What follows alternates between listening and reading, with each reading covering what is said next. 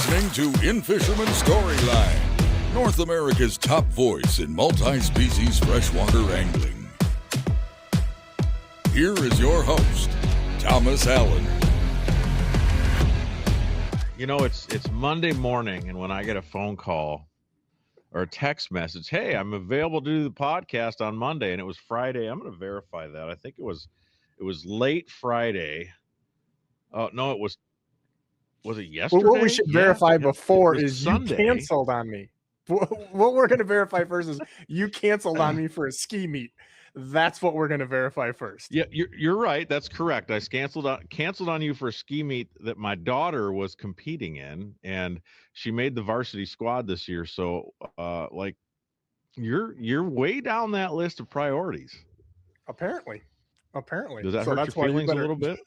You better chill your buttocks out about what time of this, what time of that. It made you get up. I made you get up earlier. That was your problem because you're a little bit of a slacker. You're a second shifter, as we call them in the media world, Thomas.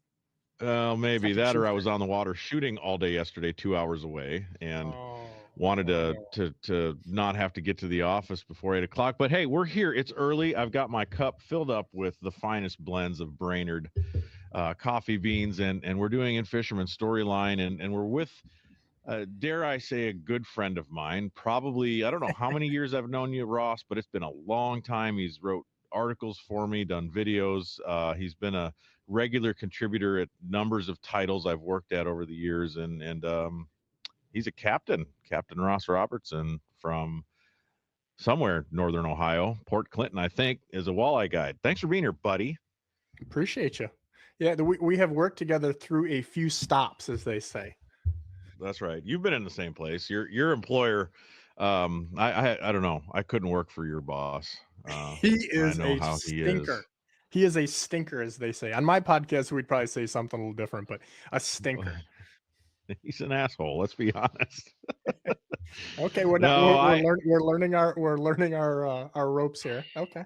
Yeah. No, we don't like to drop a lot of bad words on this show, but it is a PG-13 rating, especially this one in particular. And I wanted to first of all, your name is on a lot of photos and captions in the In-Fisherman magazine. You've produced content for In-Fisherman magazine. You've written for me for the 4.5 years I've been here, and I want people to know who you are. I want to know why I bother putting up with. But I want people to know why I deal with your judgmental, loudmouth, obnoxious personality for so long, and it's because. Is it though? Is it? Well, of all people, Tom, you should appreciate somebody that's that calls it like it is and doesn't just rant to rant. We have a lot of people in the fishing industry that rant to get attention. Yes, I'd like to think that mine has a little bit of validity or weight behind when I choose to. But yeah, and honestly, probably the baseline of our relationship, if you want to call it that, is that neither one of us behave in the way that either of us should. So both. I would argue that, but I see what you're doing. I think that PC is not for me. How about that? You know. But yeah, fun. Well, fact. you've been in this game for a very long time, so we're gonna dig into your fun fact here. But the whole goal here is I want your story. I want to know what makes Ross Robertson, and I mean, obviously he wants to tell us a fun fact, so let's get on with that. Well, yeah, I mean, In-Fisherman is, when you do this for a living, there's always a point where there has to be kind of just something that, like, situation, run in, maybe it's an aha moment or whatever that allows you to all of a sudden, this is what I'm doing for a living, right? And I don't know, I think, the big thing to me is I think as I get tons of young kids and even older adults that say, hey, how did you do this? I want to get into this or what have you. And I don't think that there's any paved golden brick road to do this. But at 17 years old was the first time I was published in Fisherman magazine. But did you know that? And that was because what color of crayon did you use to send in your writing? Well, no, so it kind of goes deeper than that. So I had won the Erie Open then, and I was doing it with spinners and jet divers, and that was kind of a thing at the time that was not, well, I don't even know if it's a thing now, but at any rate, I worked for the legendary Fofrich. And I think maybe Mm, the thing that, as you said, my loud mouth or whatever, I think the thing even then that I understood was, when I was with him, I soaked up every minute of it. That guy was the legend mhm, of all legends, right? And his son did a lot also with In-Fisherman, and he must have pitched the article, I'm guessing. And Dave Sanda, said, "Hey, put this together and do this with Jim Fofrich." Well, I actually wrote the article because Jim Fofrich, as good of a fisherman as he was, writing wasn't his deal back then. I don't know if there was many guides that probably were or that cared to do it. Most of those, the in-house editors or people like yourself kind of handle that. Well, at any rate, I mhm. ended up getting a phone call from Dave Sanda at my parents' house. I'm like, I'm just getting ready to graduate high school, and he's like, "Hey, just want to talk to you about this article that came in." And I was like, "Oh yeah." And he's like, "So," and he's like, trying to kind of get me to say that I wrote the thing. And I was like, "No, that was Jimmy." It was Jimmy. And he's like, "All due respect, we've been working with the Fofriches for 20 years or whatever that number was. I don't know." And he said, "That wasn't written by Jimmy." And I was like, "Well, it kind of was." And he's like, "Well, I think you might have been the brains behind that a little bit. How about we kind of do this and do that?" And all of a sudden, I had my byline on that shared with him. And then moving forward, I was writing quite a bit for you guys in those early years I think a lot of that technically was walleye and cider. Um, Mhm. if you remember that Yeah. old magazine. Oh, I do. A staple, and I mean, the times have changed, but I mean, if that was the publication, was that still during the PWT days? It was. Yeah, Yeah, boy, it was. those were I hate to look back and talk like those were better days, but that was a time in walleye fishing where excitement was at a peak, and professional walleye anglers were drawing crowds that were probably of the time comparable to the Bassmaster Classic, to those championship events. I don't know, and this is something I do want to talk to you about. We'll get there. I don't know how to fix the walleye world, or I might have some ideas. And when I say fix, I mean kind of reestablish the presence in the fishing industry as a reasonable number two to bass. Just to win overall popularity. But well, I'm getting ahead of myself on that. But you're, Yeah. uh, what are you? How old are you? I'm going to ask you publicly. How old are you? I'm getting ready to turn 46. Okay. I'm getting ready to turn 44, believe it or not. So You know, that's coming up quick. But I've you've been never doing, had a real job, if you want to call it that. Proud to say it. yeah. Instead, we just work I 80 can hours a tell week doing this. you had nobody fire you. You've had nobody come down on you with the hammer of authority. No, Oh, well, they've tried. They've listen. tried. This is I do need to clarify. This is insults of brotherly love, I suppose you'd call it, but and that's probably even stretching it. I do know that Ross is a hardworking, arguably one of the top guides on the Great Lakes, or Lake Erie especially. I've been with him in the boat, and we've been at shows together. We've worked on content together. I know that if there's anything to this guy, it's a pursuit of excellence, and I think that started at a young age. And you never had a real job. Obviously, you had some allergic reaction to some level of work back in the day and decided you need to fish for a living. So tell me about that. What was the moment, the aha moment, that I need to be fishing for a living for you? I've said this in many other things in a different context, in that I don't think too many people that go fishing don't like it. Maybe if they haven't caught anything, you know what I mean? Sometimes people got to catch stuff, right? But I think most people that go fishing like it. And for me, I think I just was probably on the opposite end of liking it, and I was more towards insanely liking it. Um, and I just like, hey, this is what I want to do. And it's kind of the Yeah. opposite of maybe a lot of people. I played sports early on and was good at it. And actually, it was one of those things where the football coach came to me and said, "Hey, we got 2 days. What are you doing? You're going to fish for the rest of your life?" And I'm like, "Well, actually, yeah, because I'm definitely not going to be playing for the Cleveland Browns or the Detroit Lions or something like that." And here we are, moving forward. again, with you, Thomas, I mean, how many people have you introduced to fishing that are like, yep, don't need to do that again? That I think that's a great example of how important it is. I mean, there are the ice fishing, especially. There are times when I'm like, I don't need to be out here. Well, If the ice fishing is bad, it's especially bad. But even my wife enjoys going when the fishing isn't very great because we're getting out of the house, we're doing something together, and I feel like even if the fishing isn't the central focus, which it is for guys like us, there's something to be said about what you're doing anyways. It's something that's it's a important part to our family, so it's something that she enjoys whether she's catching or not. But you're right, I don't think that there's a lot of, if it's a cliche and it's been used over and over and over, especially in our business, but a bad day of fishing beats a good day of work, period. So I think you're probably right there. You're not going to run into many people that didn't have fun on the boat or on the shore or whatever. And other than those dudes that got caught in that tornado, did you see that video? I did. That was nuts. That, I'd have and to find it. unfortunately, the world we live in, the first thing I thought is this AI or fake? That's the worst part. Well, I think that's fair, but if you watch that, man, that you could kind of see the storm coming on the edge of the lake, and they were looking, they're getting their rain gear on, and then all of a sudden it was there, and they're like holding on for dear life. So there's a video, a viral video now going around the social medias where there's a couple of bass anglers in a boat that were on the water. I don't know was it Texas? It might have been Texas, and a tornado crossed the lake, and I guess it looked like it went right over them. Yeah, I actually was just duck hunting on Erie on a guide trip with some clients, and not me. I was a participant, not a guide there.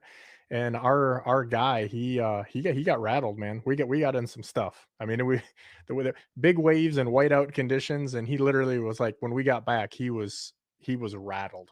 And Well, yeah, if if you've never pushed it to the brink of near disaster, I don't know that you're spending the kind of time on the water you should. I've been near a tornado. I've been within a mile of a tornado, and I'm on the water.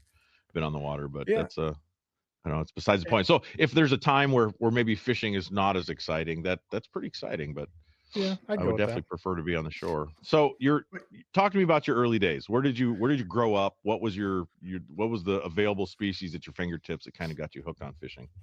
Well, it's kind of a weird deal because yeah, I grew up just on the edge of Toledo in Ohio here, and so my parents' house was growing up was probably 100 yards from the Ohio-Michigan line, OH, IO. But as a Buckeye fan, it's like you got to be a Buckeye fan if you live there, just so you know.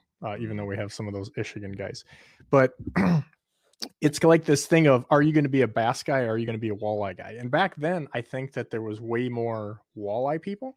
But ironically, my early days were doing the panfish thing, doing the bass thing. Ironically, our Minn Kota rep for our area, we worked together at what I'll get to in a second, and we're still lifelong friends here.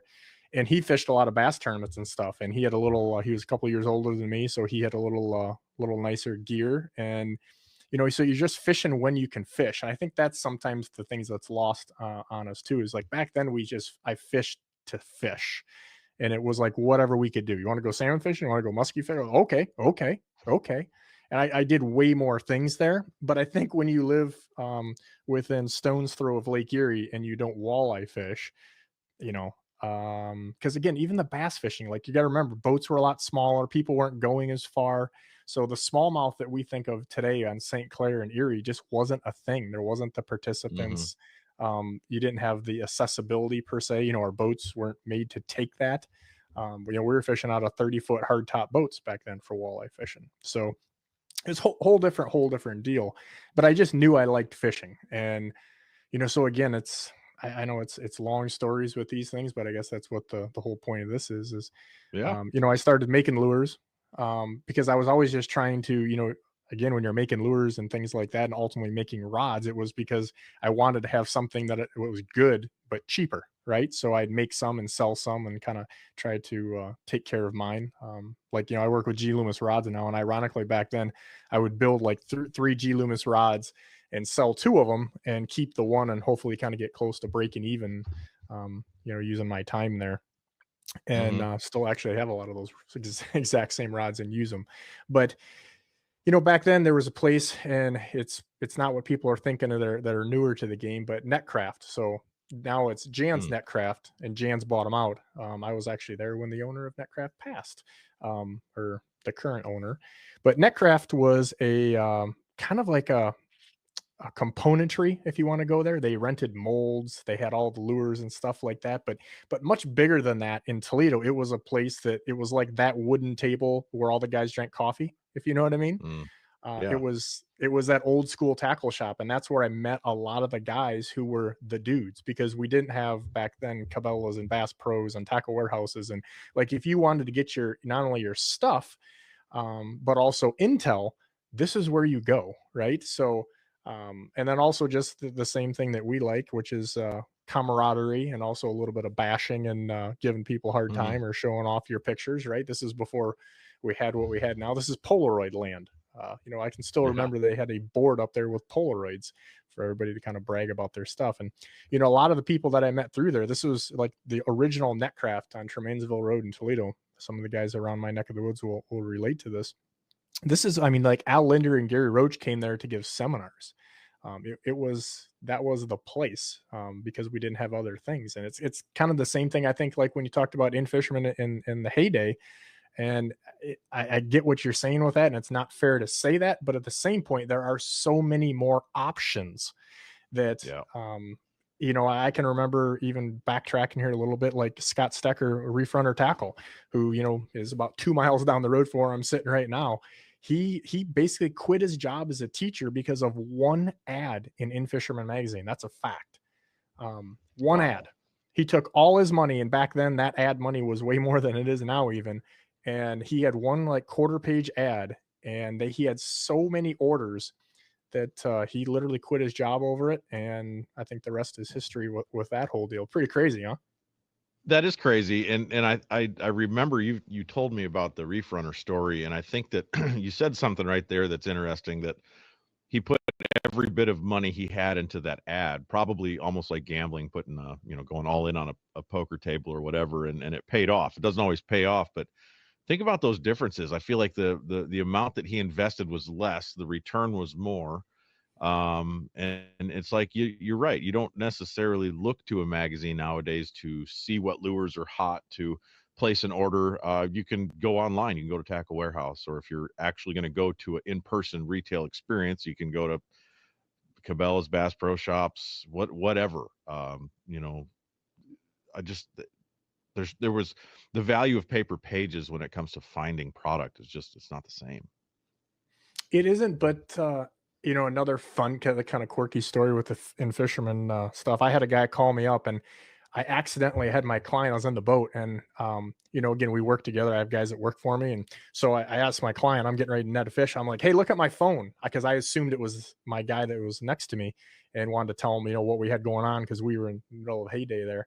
And he he answers the phone. Well, it was some guy from Saskatchewan, and this is 100% craziness, but true. And so I was like, well, so we're literally in speakerphone, hello, and the guy's like, hey, Ross. And I was like, yeah. And he's like, hey, could you tell me about this spoon article you did?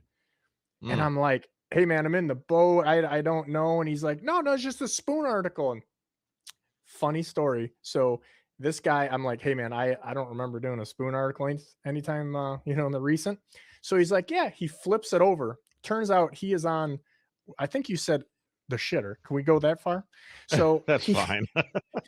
he's on the shitter in some Saskatchewan deer camp, okay, in the fall. And there was a walleye insider that had been on that toilet for like 10 years. I mean, long after the walleye insider was done. So, the power of paper is still, yes, it's not, but I think that kind of just goes to show you that even like in media reports and stuff, the pass around rate used to be 7, because they assumed that 7 people had touched, Well, whether it was. let me clarify that statement, because it is important to be direct here. The value of magazines, and I think you and I both lived through this, that it's still there. There was a time I remember, boy, this has been over 10 years ago. I was at North American Fisherman, and they were telling us magazines were going away. They were going to cancel all print organizations and go to complete digital properties. And I knew that was wrong. I just knew that wasn't the case. But I think that humans like something tangible. They want to be able to pick something up. They like to sit on the crapper at deer camp and read things, especially if you're at the right deer camp. You don't have cell service, or maybe you're there to get away from that. So there's a value in the artistic, tangible nature of a magazine, and it's still, even today, and I'm curious to know what it's going to be like in 10 years. But we have that, our demographic at In-Fisherman is very broad. I think our largest demographic is going to be that 35 to 65 time or age group. And that's a broad measurement, but that's the bulk of the people. And I'm wondering, like, well, for a long time, I don't know how magazines or books will survive, but my daughter reads hard copy books all the time. Both my kids, it's still a badge of honor for them to appear in a magazine. So I don't think that we're losing the value there. And that's especially true, inside those pages where, when I made a comment about the value of advertising, I want to be clear about that. There's value, but I don't think people start there.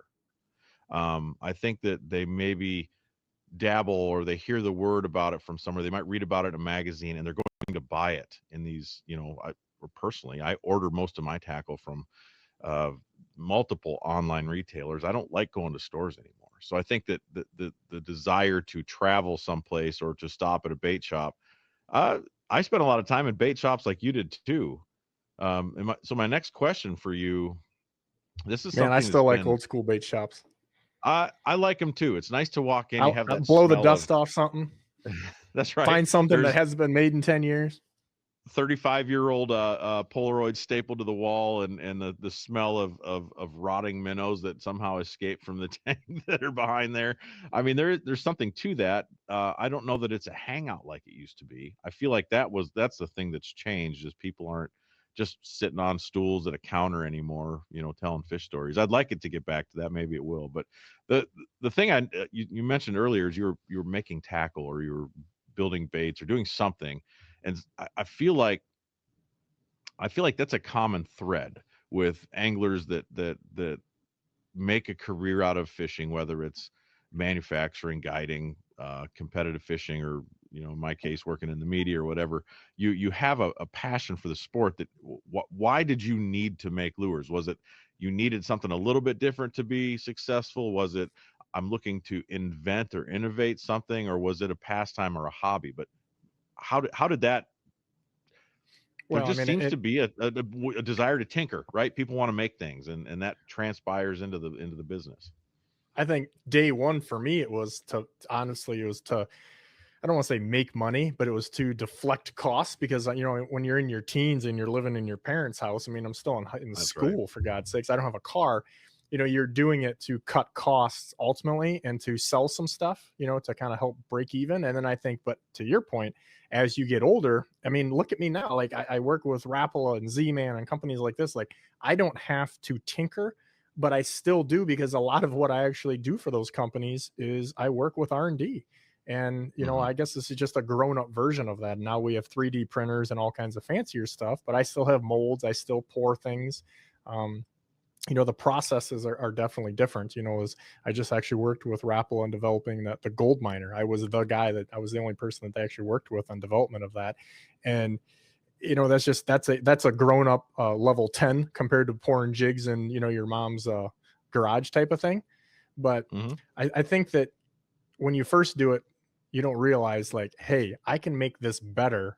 And I think a lot of things have changed. That's like building rods. Like, to me, there is 0 point in building rods anymore, because there are so many specific rods. Where back in the day, when we're talking about the same basement, is, we had a 6 foot medium, 6'6" medium light. Like there was 4 options, 5, you know what I mean? Right. Now you've got like G Loomis in particular, like the amount of actions and links and technique specific rods is insane.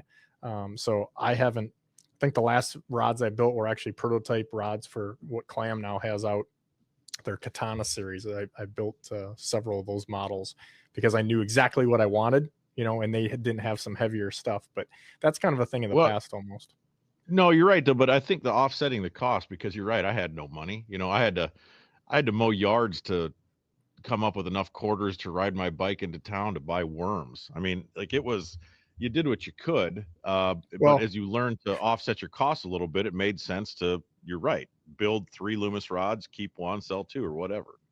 and it's funny you say it because that's exactly how, again, you look back and you're like, is that what caused from A to B to Z to D to G or whatever? I don't know, but mowing lawns, of course, made a few bucks. And it's Yeah. still a joke to this day with a couple of these guys. A couple of them are fortunately no longer with us. But they joke that I used to take my sweaty dollar bills that were in my sock as I rode my bike over to the original Netcraft. True story.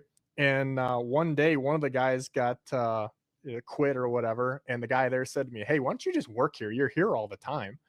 And I'm like, and I don't even know what to say. And there was like that second pause. Like I can remember this like it was yesterday. Don't remember breakfast, but I remember this like it was yesterday. And he's like, and the employee discount is at cost. And he goes, all those components you buy are, I'm just going to tell you, we got a big markup in those things.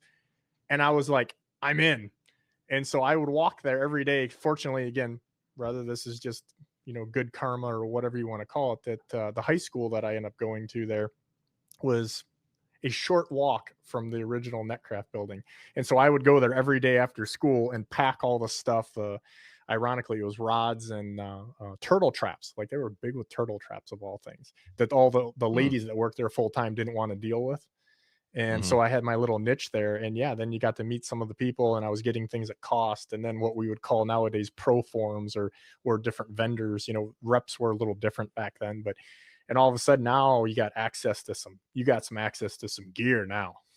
So Was there an element of the tinkering that, I mean, to me, I didn't necessarily. I built musky bucktails for a long time, but even before that, I made turkey calls. That was really. You're right. Why do it? You got calls covering the shelves at hunting stores. So I just, for some reason, it was an element of fascination, right? Like I wanted to know how they worked. I wanted to know if I could build them, and I ended up making a bunch. I have an absurd collection of turkey calls, but to each their own. I'm not gonna apologize for that. But the point is, I could be took worse. the ones apart that I had and figured out how they worked. I thought, I think I can build this. And a funny way to fund that, I worked at Menards for 3 years, the first 3 years of my marriage. So that's going to be 22 years ago ish, give or take a few months. And I I bet you there's almost some worked. stories from that. Oh, yes. Oh, uh, here's one real fast. This is a rabbit trail off a rabbit trail. Larry Menard, who's the brother of John Menard, right? John's the owner. Larry was like chief operations officer, whatever. He was the guy that showed up, and he was notorious for ripping you to shreds if your department was not suitable, organized, clean. Like if he found a clump of a dust bunny under the shelf in the spray and foam aisle, like he was having your lunch, right? And I worked in the yard, and at the time when he came to the Bismarck, North Dakota store, I was managing the entire yard receiving. And um, I had, the night before, knowing he was coming, I pulled out all of the nasty warped 1x4s and all the 1x that were in the lumber aisle inside the warehouse. And I chopped them up and threw them away. Stayed late to get that done, and whatever. And I got my butt chewing as deserved for other areas. But he goes, and whoever's managing that aisle 9 or whatever it was in those days that has all the fine 1x materials, doing a great job. And it was like, I got the biggest pat on the back ever. Everything else wasn't good enough, but that was good. And I stayed late to do it. But the reason I worked there, Ross, was to supplement my need for tools so I could build turkey calls. So And that, you were in North Dakota. I didn't even know that. yeah, I spent our first 3 years of marriage. We spent 2 years in Minot, one in Bismarck. So That's cold. it's cold. But I miss it. I'll be honest. Like if you love to hunt and fish, North Dakota is a fantastic state to live in. It has everything. It doesn't have Yeah. as many largemouth as I'd like, but that probably hurts your little ears. Yeah, I'm in. Yeah, I'm good with that. I got some good friends in South Dakota, and that's another sportsman's paradise. It is. It really is. I think the Great Plains in general, north to south, are just full of game. But anyway, so to supplement your addiction, that was that I think we've all turned tricks, right? To keep things Wow. rolling. But I did what I had to do to get on the water and go turkey hunting. But eventually that led you towards, I think, guiding. Right? What was your first when was Well, the no, transition out of working at a tackle shop to doing something different?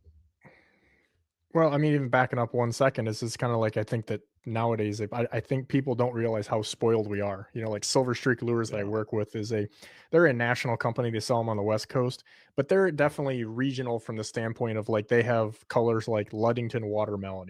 They make specific things. Mm, And back then, I can remember Netcraft, like guys that were using harnesses. You remember those old like wire tied ones, like coated wire? mm, not You really. remember those? Yeah, they were like a foot. That's what guys were using. And again, colors like, hey, all of a sudden, this is working, and the tackle shop has 4 colors of faceted beads. And even then, I realized like, hey, these faceted beads chew up your line. This was way before we had, the fluorocarbon that we have nowadays. And Oh, okay. I'm like, wait a minute, these ground beads, and now I'm getting them like 75% off on my employee discount. So I can get like I'm bead rich, if you know what I'm saying.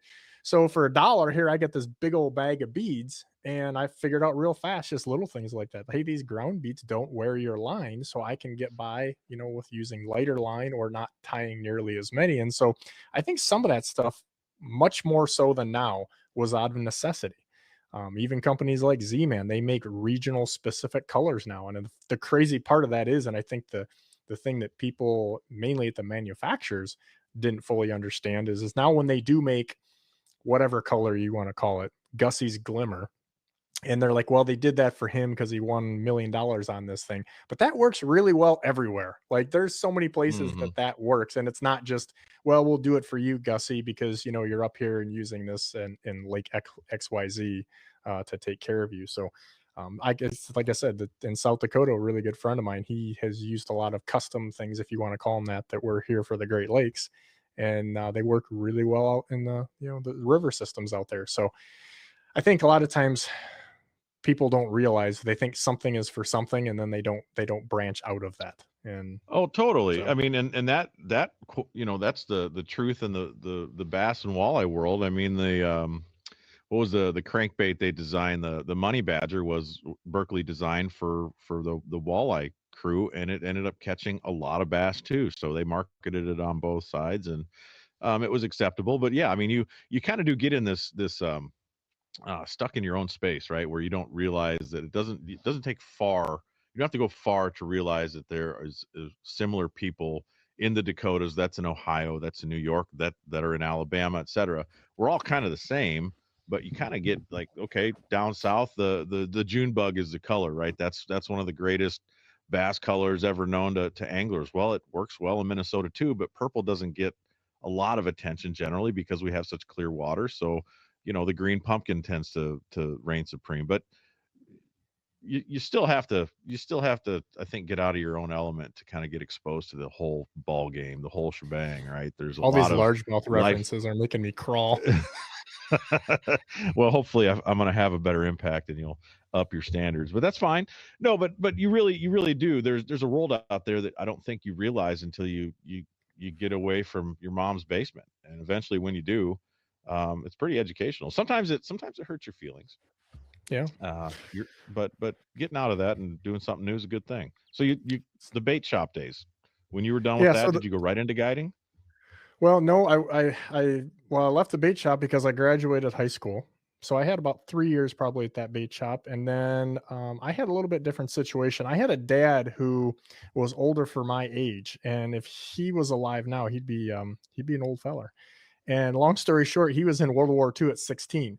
So the long and the short of it is, this guy didn't tolerate a whole Wow. lot of things, and he told me I Mhm. had I had a couple options, and like a pine box or going to college were two of them.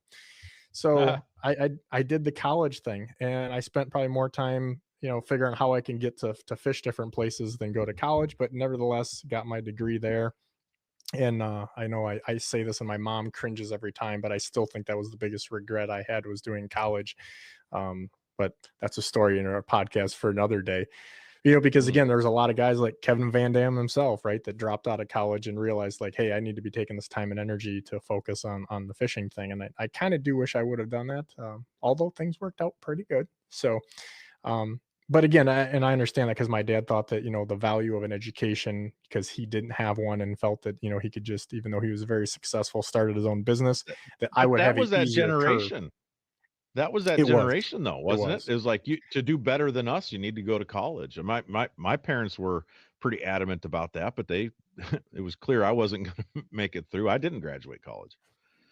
I feel Yeah, like there's a turning point happening right now, and we don't have to go down this rabbit trail too far, but to be honest, college is not required to be successful in life. You're I mean, you're just acknowledging that. no, I think that you look at all the famous people that have dropped out and because I think if you're going to be successful and then that's a waste of time and money. I wish Yes. my dad would have said, hey, we're going to give you a couple bucks here and help you start your thing, and then you're on your own, and then you got to do what you got to do, than do the route I did.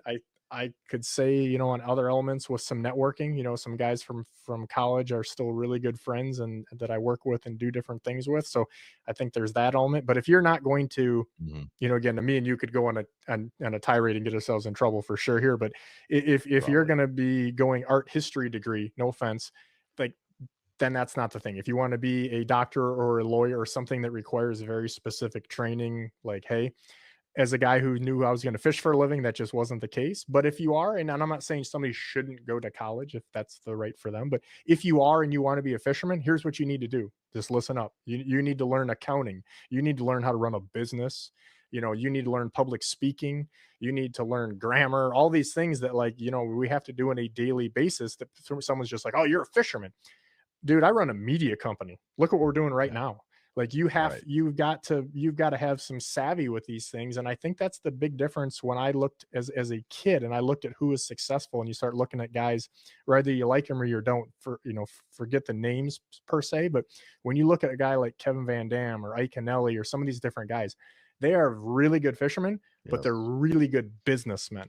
And I could name off, and I don't want to disrespect anybody by saying them, but I could name off some guys that are probably very close caliber of fishermen, but they're really bad businessmen, and most people don't know Yep. who they are. Yep. And And that's and so 100% right. I love exactly what you said there is you run a media company and fishing really is the source of what that media is focused on. But you it's not your ability to tie up a jig or your ability to skip a dock or your ability to mark at speed. See what I did there? There's a walleye reference. yeah. Um, that's part of it. That's certainly part of it. That gives you the foundation to build from. But if you don't have those other skills that you can develop, anybody can develop, you're not going to be successful. And you're right. In the bass circles, in the walleye circles, uh, if you're not competent into the business side of the practice, then you're not going to make it. But It's a let me fact. tell you something that I never saw coming, and this is another little PSA. I was at a show not that long ago, and there were some guys that were feuding, and it's always funny when you see these little groups, and then somebody's feuding, and they let out their laundry to everyone in the world, and you're just like, guys, like, come on. I Yeah. never, when me and you were younger, or anybody out here listening to this, when we were younger, we never would have foresaw that there were people that got into fishing to be cool.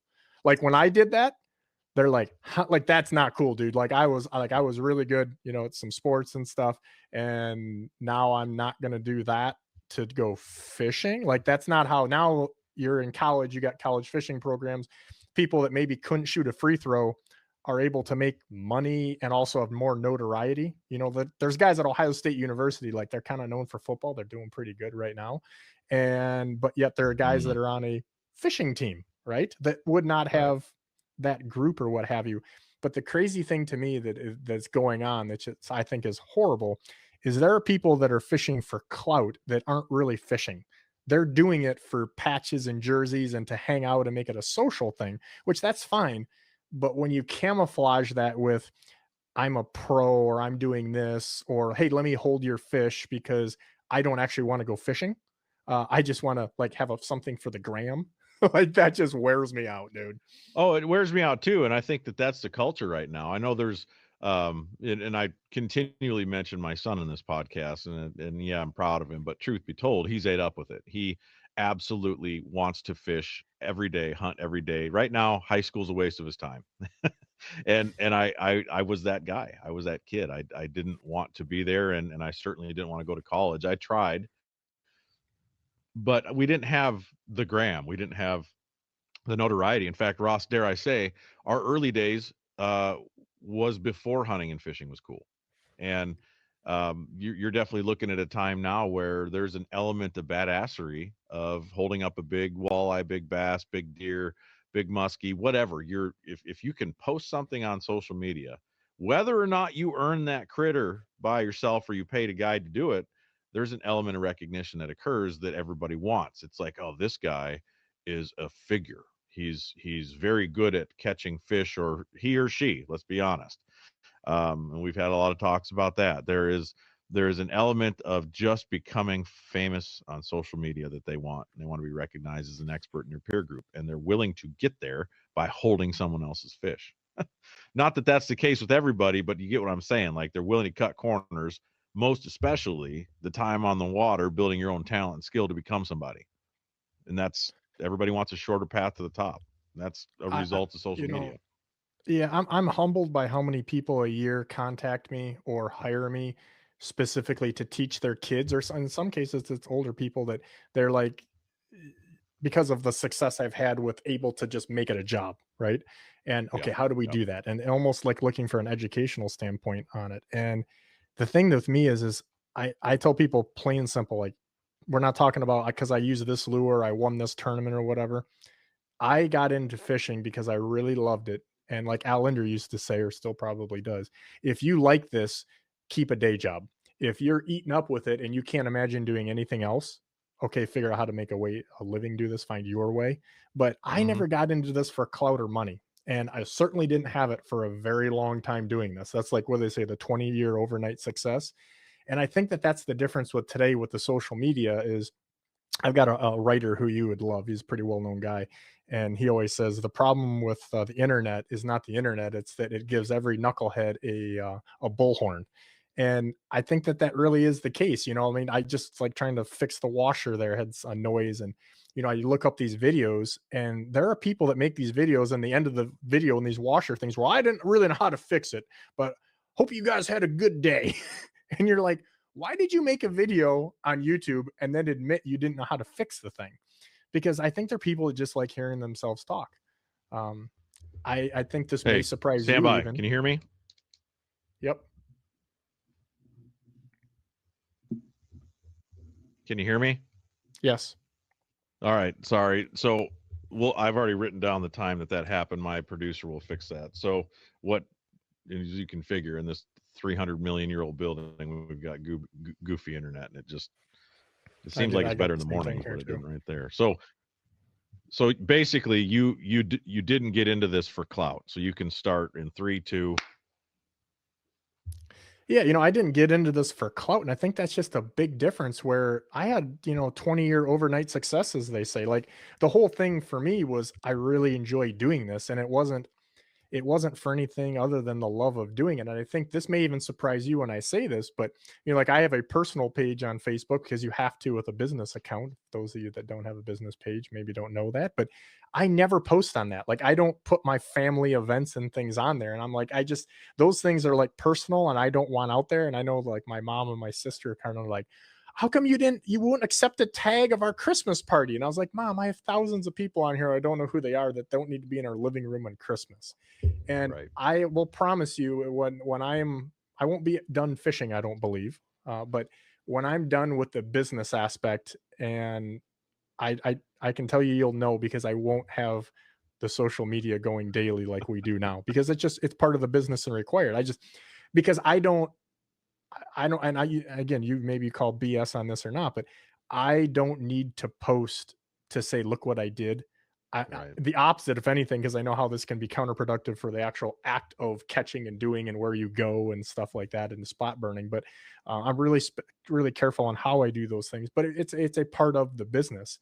I don't understand people that, I'm no offense to them, do what you want, but I don't understand how people that don't have a tie to the business aspect will spot burn and do things to themselves just for posting a picture like that. Just as a hardcore guy that wants to be successful, that just blows my mind, and I know that opens up a hornet's nest. But It does, but I mean I mean we're talking out of both sides of our mouths here. I mean, and I'm happy to admit that I despise social media. I despise it because I think that if there's an element that I enjoy, and I do partake a little bit, is I like to post occasionally, to not to brag as much, to just like Polaroids on the wall, right? There's a point of, I had a good time. I saw some amazing things. An incredible morning in the turkey woods. They're such a beautiful animal. I love to photograph. I love to shoot photos of turkeys, and I want to share that stuff. I like that. I like seeing that stuff. Now, on the flip side, if someone turned the social media switch off tomorrow and it was gone from our lives, I would be just fine with that. And so would everybody else. We'd all get through life without having to check our phones every so many minutes and doing whatever. There's a point where it's necessary, but we've inflated it to creating the false reality of the lives we live. I mean, yeah, I don't want to get too philosophical, but we're all broken people. We all have things, wow. dirty laundry we don't want aired out, and it seems like people tend to believe, and I'm generalizing here, that what you see on social media is the reality of somebody else's life, and therefore I need to do better to be as good or better than they are. And that, to me, is the travesty of social media, as opposed to just, I use it for what it's worth, as a bragging board, right? I'm not going to deny that. That's where it's at. And if I get 5 likes and 2 comments, compared to you getting your bazillions because you're world famous, I don't care. I just like having the fun of the conversations with my buddies, because that's really what it came down to when the internet was invented for me to begin with. But ultimately, you're right. I feel like you made a comment here that anglers will burn their spots for a pick on the gram. I think that's that's an important statement. Maybe because I'm trying to think of the way to say this that A is not condescending, because I sure don't mean to be. Uh, With me, well, you do, but I hear you. no, but there's no short road to success. Nothing No, trumps time on the water, right? Nothing. no, So no. if That if that you is, want the but clout, you got to earn it. I think a lot of them just don't want. I see it time and time again that they just don't.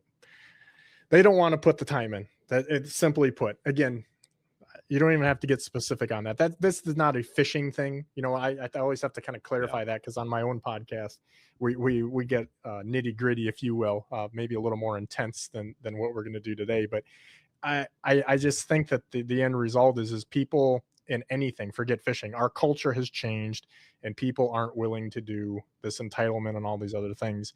I think that, it's like Brandon Palaniuk. I had him on my podcast, and he was the guy notorious. He slept in the back of his truck. He had no money, didn't come from money. A lot of these guys come from money. Palaniuk did not. Single mom, raised deal and the whole thing. And he said, I looked at my mom and I told her, Mom, I don't need a B plan because I'm going to make the A plan work. And many anglers I've talked with, again, when I was in my kind of ascent, I said, so what's the deal? I said, you can't have a B plan because you're going to go to it, because it's way too hard. Doing this doesn't make sense. Like, if you took this business plan in, or the years that I did, even my accountant for the early years there was like, what are you doing? You can't, man, you got this opportunity. You go do this. I know this guy. It would be too easy to take the lifeline, plain and simple. And I think that nowadays it's easier to make a living than when I started because of the outlets. But also because so many less people are willing to work for it. So, well, I didn't want that to be a rabbit trail, but ultimately I think that kind of leads. Well, it's important to discuss that. I mean, you and I have talked ad nauseum about this stuff, but I do think that if you do desire a career forward in the outdoor space, you got to master your craft, and then, like you said, take up the business side of the sport and understand it. And I even say the word Well, sport, hate saying that, but really you've got to be proficient at all forms of media. And like you said, public speaking, social media, writing, photography, videography, maybe a podcast, editing your photos and video, all the stuff. If you can do all of that, then you're gonna find a niche. But the thing I'd say, and I think I wouldn't say this was a plan B for me, because I considered the outdoors a passion, not just hunting or not just fishing. But you said don't have a plan B, but be willing to zig when you need to zig, right? If For me, I discovered at one point, I was not making enough money early on in my career, focusing only on whitetails and turkeys. That's what I wanted to do as a younger man. um, and then I had the opportunity to start covering the FLW Walleye Tour. And that was, I guess, hey, it beats putting shingles on. I can get paid to go do this. So I started covering tournaments, not thinking that, I was a tournament junkie at the time, but I didn't think that was the direction I wanted to go. Well, that was the turn. I remember the day when that happened. I had the opportunity to go cover, I'm going to have a hard time remembering which one the first one was, but I took it, and that redirected my entire career into the fishing side of the business. So I guess what I'm saying is it ended up being a blessing, because, in the fishing business, largely things 100%. start to shut down in September. Then Dude, we've got listen, deer season. I could name a half a dozen people that have come to me that are on the media end of things and say, "Hey, what do I got to do to weather the storm?" And I'm like, "Do weddings." And they're like, "What? Oh my god, that's Yeah. beneath me." I'm like, "Dude, that's the easiest way to make money. Yep. It's in your off time. It can be in what is typically your off time." And you know what a lot of these knuckleheads say? No. And you know what? They're not around. And the ones, even like a Jay Siemens, for example, people probably know him. That's what he did when he was early on. That's kind Yeah. of how that old uncut angling thing kind of, started to split away a little bit, not to get in the middle of their business, but they realize like, hey, this can allow me to keep going, keep the Yes. power going until I get a little bit more build up. And that, for me, that was selling boats, which I'll Mhm. bring it back a little bit for you. Because again, even in my early days, did I guide? I worked for a guy. And I also knew that I can't steal his clients, right? Like that happens a lot. But I had Right. too much respect for that guy. But I learned, and that's a big problem right now. You guys listening to this, like in my neck of the woods, there are like literally they have tripled the number of licensed guides, and the number of bootleggers that are out there is mind numbing. And these guys do it because they see what the day rate that a lot of guys are getting, and they're like, hey, that's more than I'm making per hour. That's what I'm going to do on the weekends, or on Friday when I take off work. And it's kind of a shitty deal because it's a big responsibility being a guide, because you don't think about it like this until something happens, but you're responsible for somebody's maybe only fishing vacation of the year, maybe their only fishing trip, maybe introducing someone to fishing, but also on a much more serious standpoint, when something hits the fan, like we joked about earlier, I can't say really joked about, but the storms or something happening. And Mhm. I've been in circumstances where I've seen people flip out, and now all of a sudden it's a much bigger deal. But there's a lot of guys that are doing this just for money, and not because they like it, because they think, hey, this is better than working at ABC, or I'll take days off work, or I hear all the time, I'm just going to pay for my boat. Well, uh, ah, Doesn't work like that. It never and does. the other thing is I just, it does annoy me when you said if the internet went away, 90% of people doing fishing promo would go away because they don't have any other outlets, or they don't do anything. They haven't started anything. They just use a free Facebook page. The amount of people that don't even have a website now, I'm going on my soapbox. It's just like, again, yes, my website doesn't matter as much as it did 20 years ago or whatever, but how are you in this as your job and you don't have, I mean, would you go to a restaurant or a hotel or something, or a resort that didn't have a website? Because you'd be like, wait a minute, wait a minute, wait a minute. So W I don't know, but AI is changing that. I hate to say it, but it is. oh, it's yeah, you don't know what's real. But again, getting back on track, because I know where you kind of want to go with this, and I get it, is early on in those days, I think that the simple put thing is you surround yourself with the right people and good people, and good things tend to happen. At that tackle That's right. shop, I met people that I still to this day talk with. Unfortunately, a lot of those guys aren't walking and talking anymore, but a lot of the OGs of the things, and guys I still have relationships with, like Dave Sanda, that helped me with that first article, and then helped me with FLW and gave recommendation for me, that like that means the world to me. And I don't even know if he knows how much that helped, that Dave gave up some money out of his own pocket when he was freelancing for them, because he said, no, this is the guy that knows more about this. He's the guy I'm going to put in all these things anyhow, so you might as well just go right to the horse's mouth. And I don't know nowadays that there are as many people that would have done, forget just for me, for anybody, that what Dave Sanda did for me. And Hmm. I am very, very old school with that loyalty with that. And it's even when you look in my bio and you see Dave Hansen from Bemidji, Minnesota, you see Gary Roach and Jim Foffrich and these guys, because I think that nowadays, again, with that clout chasing, people are, look what I did, look what I did, look at me. And it's like, well, how did we get there though? Nobody in fishing started with no help. And I think that I feel obligated from a respect standpoint to reference that. The amount of people right now, Thomas, and we're about ready to go in show season, and I know it's going to be World War III, because every single show season, one of my guide clients sends me a screenshot of some presentation at a sports show that someone has literally copied word for word and taking as their own.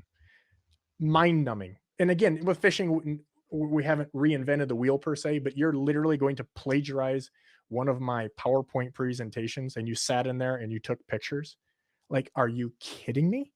Well, I wonder. So maybe you and I are still part of the old guard. Maybe Yeah, we're because I'm a we're the, punch you in the face guy. uh, well, me too. That Thomas has been subsided and stuffed way down inside. He Well, doesn't cell boil phone up anymore. cameras have made that necessary, but yes. It has, but let me ask you this: do you feel like I've every year at ICAST, there are certain parts of ICAST, certain brands, certain products. A lot of it's technology. Or like, I don't see how they can make this better. And then the next year they tend to make it better, but those advancements are becoming fewer and farther between. So have we?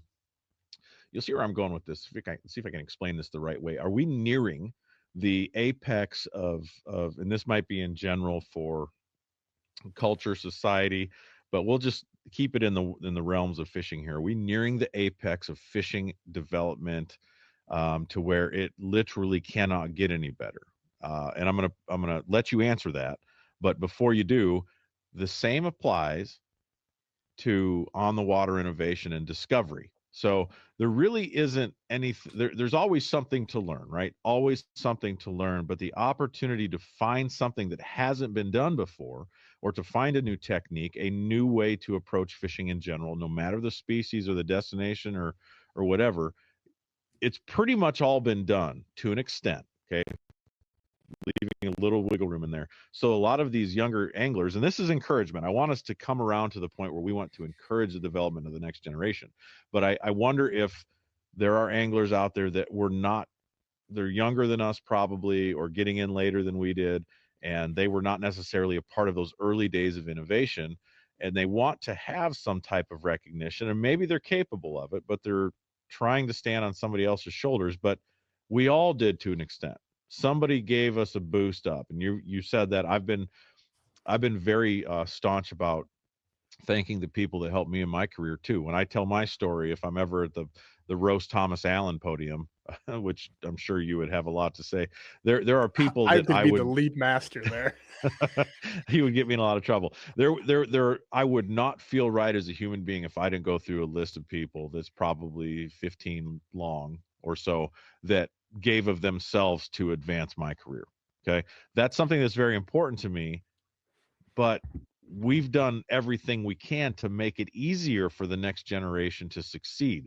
Hence, forward facing sonar. People hate it, some people love it, but that's a result of the generation before us, our generation, paving the way to make the learning curve shorter so that it's easier to catch fish. And when people get mad about that, I'm like, well, that's kind of what the whole point was to begin with. But we're kind of getting to that point, right? The apex of fishing innovation. So I want you to answer that. Do you think we're at the apex of fishing innovation? And then also, how do you suggest a younger angler coming up in the sport, how do they earn that clout, right? How do they do You that got too many correctly? questions. Let me answer the one first. So Let's do simply the put, apex one. absolutely not. Simply put, no. And the reason is this is look at your son, little Tommy, who's really big Tommy, is he doesn't know a fishing world without mapping. He doesn't know a fishing world without forward facing sonar. Back when I started, marking at speed was the thing that set me apart from people. And that was, I learned that from Dave Hansen and Gary Roach using an old round flasher, like old school. If you miss it, like we're ice fishing with, right? That was like, we removed the RPM gauge in our boat because who needs that? And we put that in there, and that's how we located these fish. So nowadays you can buy, I've been running Humminbird helixes, and now we'll be running the Explorer units. You can look at that thing and be like, oh, there's fish. Like my neighbor after 3 hours could understand how to do that. And it didn't, reading a flasher. So whole different world. So we don't know what we don't know. And can you imagine how would we think, did you feel that same way before forward facing sonar came out? There will be a technology that we can't understand because it's not there yet. Much like batteries, right? Look at batteries, I just remember there was a point with boat batteries where I'm like, man, I can't run any more stuff. I can't put any more weight or physical space in my boat. What are we going to do? Well, lo and become, I got some Dakota lithiums that are a third the size, 10 times the power. I'm exaggerating slightly, but not much. And all of a sudden now technology has made it work. The boats, I mean, everything. I think that the reason we think that we aren't at an apex is because we can't explain technology or equipment that we don't currently have in front of us. So what's the right way forward as a new angler or somebody like you, somebody like me, maybe they want to work in the business? What's the right way forward? I guess I'm gonna, the bees storm, the hurricane that I'm gonna start by saying the second part of this is what is too much. That's the thing. And again, I don't want to get into the forward facing thing, but at what point are we, hey, this is not fishing anymore? Because again, and I think it's a relevant conversation from the standpoint of when you look at, like, let's say bass tournaments, there are people that are not, and this is going to really rub people the wrong way, but a lot bigger names than me have said this, that are not good fishermen from the standpoint of all around fishermen. They just forward facing sonar, and people will be like, oh, you're just old. And that's what you do. Like, okay, well, we're going to take forward facing sonar away for 4 tournaments. And then you guys are all in the last place. And then some of these other guys that actually learn to run patterns, learn to read water, that all these other things, and they're not playing video games. Now, all of a sudden, and again, I don't really want to go there, but it's part of that question where, at what point is this like hunting, right? Like bow and arrow and muzzleloader to a crossbow that can shoot 200 yards. Like, at what point has this changed this? We're getting close to apples and oranges, but I do.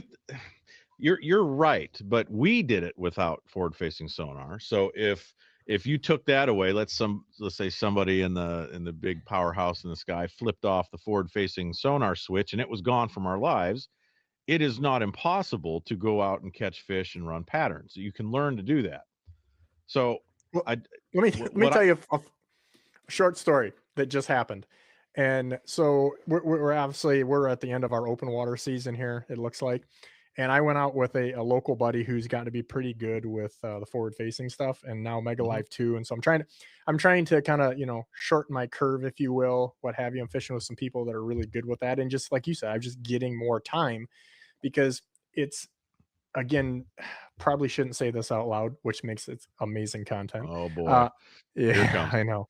So, I get people all the time that have been guide clients for 20 years, and they're like, we want to do that forward facing thing with you this year, Ross. And I'm like, well, Bob, you can't stand up in a boat and reel a fish in when I already have a hook for you. No, I'm trying to soften these blows. So I don't think you're going to be able to stand on the bow in 3-footers and cast and hit a cup at 50 feet.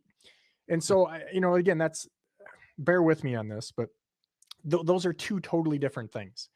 So I go out on this trip because, again, as a guy that does what I do, whether it's the media or the guiding, because there are going to be some people that we're going to do that with, just reality.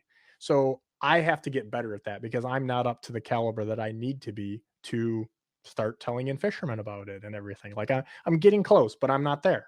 But I also understand that. And so I don't want to be the guy that talks out of turn. But the thing that, again, maybe it's just because I'm an old guy. So I'm out there with this young guy and he's running the boat and I'm like, we're learning this, we're doing this, we're catching fish. and we get kind of fogged in. We're probably 5 miles offshore. And I was an aha moment when you hear about these guys with, they say, quote, hood up, head down. It has caused other controversies on the bass tours because people are just invading other people's water. Well, we were in the middle of nowhere floating around. There was nobody out there, but I literally didn't know where we were at. It fogged in enough. I didn't know where was north. The wind had kept shifting. I literally thought to myself, I'm like, I literally wasn't paying attention to shit. And it kind of frustrated me because, again, I wasn't enjoying the day. I was playing a video game. So again, I know this is not where we were trying to go. I'm not trying to be that guy or be controversial, but I think it's worth noting that I feel like I have the street cred to say something like this. It is a different day of fishing because here I was lost in everything. I kind of know the Great Lakes. I didn't even know what was north. I'm looking at a GPS to go, oh, this is that way. And so it is a different thing. And I think that if you don't have, the point of that is if that's all that you know and you got into the sport, I think people are missing something. Here's the teaching moment. I think you're missing something on the back end. Go ahead and finish that thought. Yeah, you're just if that's all that you know, I think you've done yourself an injustice on what fishing is. Okay, so that to me, you're right. I think that we're here, so we're gonna continue this a little bit, and I got a couple things to say about this. First of all, I'm sorry for opening a bad door. No, I don't.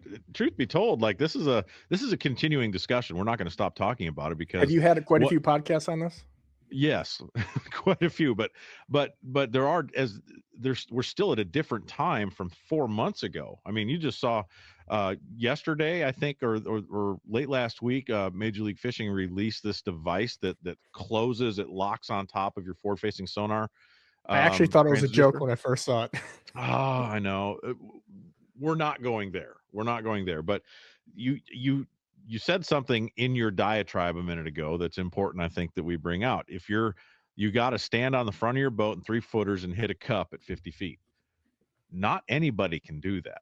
Like that is a developed skill. That is something that I've learned in using forward-facing sonar the last few years. That I really had to work on my technique. I had to work on recognizing what 40 feet is, or if the fish is at 40, I need to be landing at 50.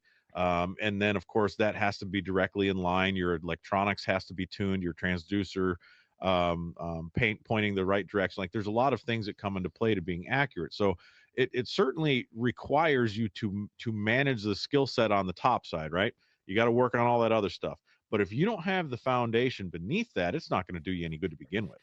So I think that one of the things I've heard constantly over the last year is that these young guys shouldn't be this good, and that these young guys have a skill set comparable to a dude that's got 20 years in the game. Well, my rebuttal to that, and I mean this, so you can take this to heart, is they're a product of the system we've created, and that's not to take away from them, because the system that we created is junior fishing, is high school fishing, is college fishing, and we've created a pathway where a lot of these younger anglers, and let's start with the junior high to high school kids, are on the water competing in tournaments at a young age. My son, my very first tournament, I was a junior in high school, and my son is a junior in high school, and he's fished easily over 100 events so far.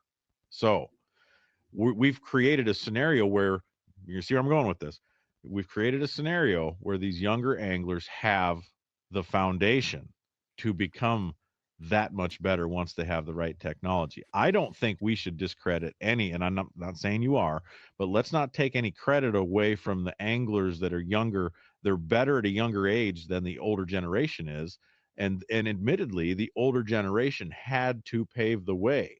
They had to, use a plumb drop to see how deep the water was on a string, or a flasher at speed, or whatever.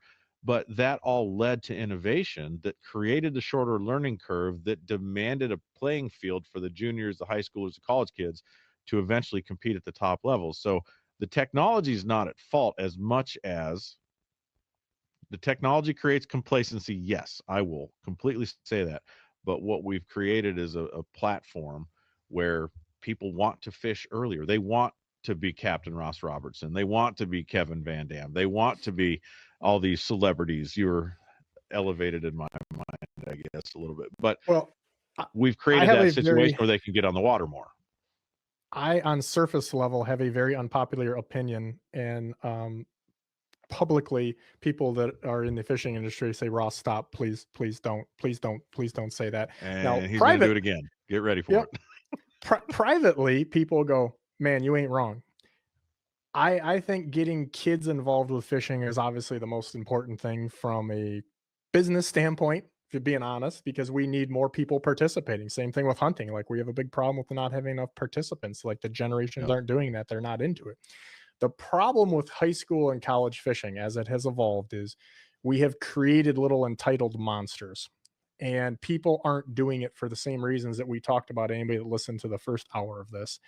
And I have people come up to me and they're like, "Hey, so can I like work for you as your guide service?" Or, "Hey, like, what kind of deal are you getting from Hummingbird? Because I mean, I'm not getting a good deal from brand X." And I'm like, Excuse me? Like, you're Mm-hmm. 16 years old. Why would you get a deal?" And so they put some of the companies did not help themselves by looking at these people as, and I can tell you what it is because I won't say the manufacturers, but a lot of them said, "Hey, this is the next buyer of brand boat B, so that we want to get in front of this guy."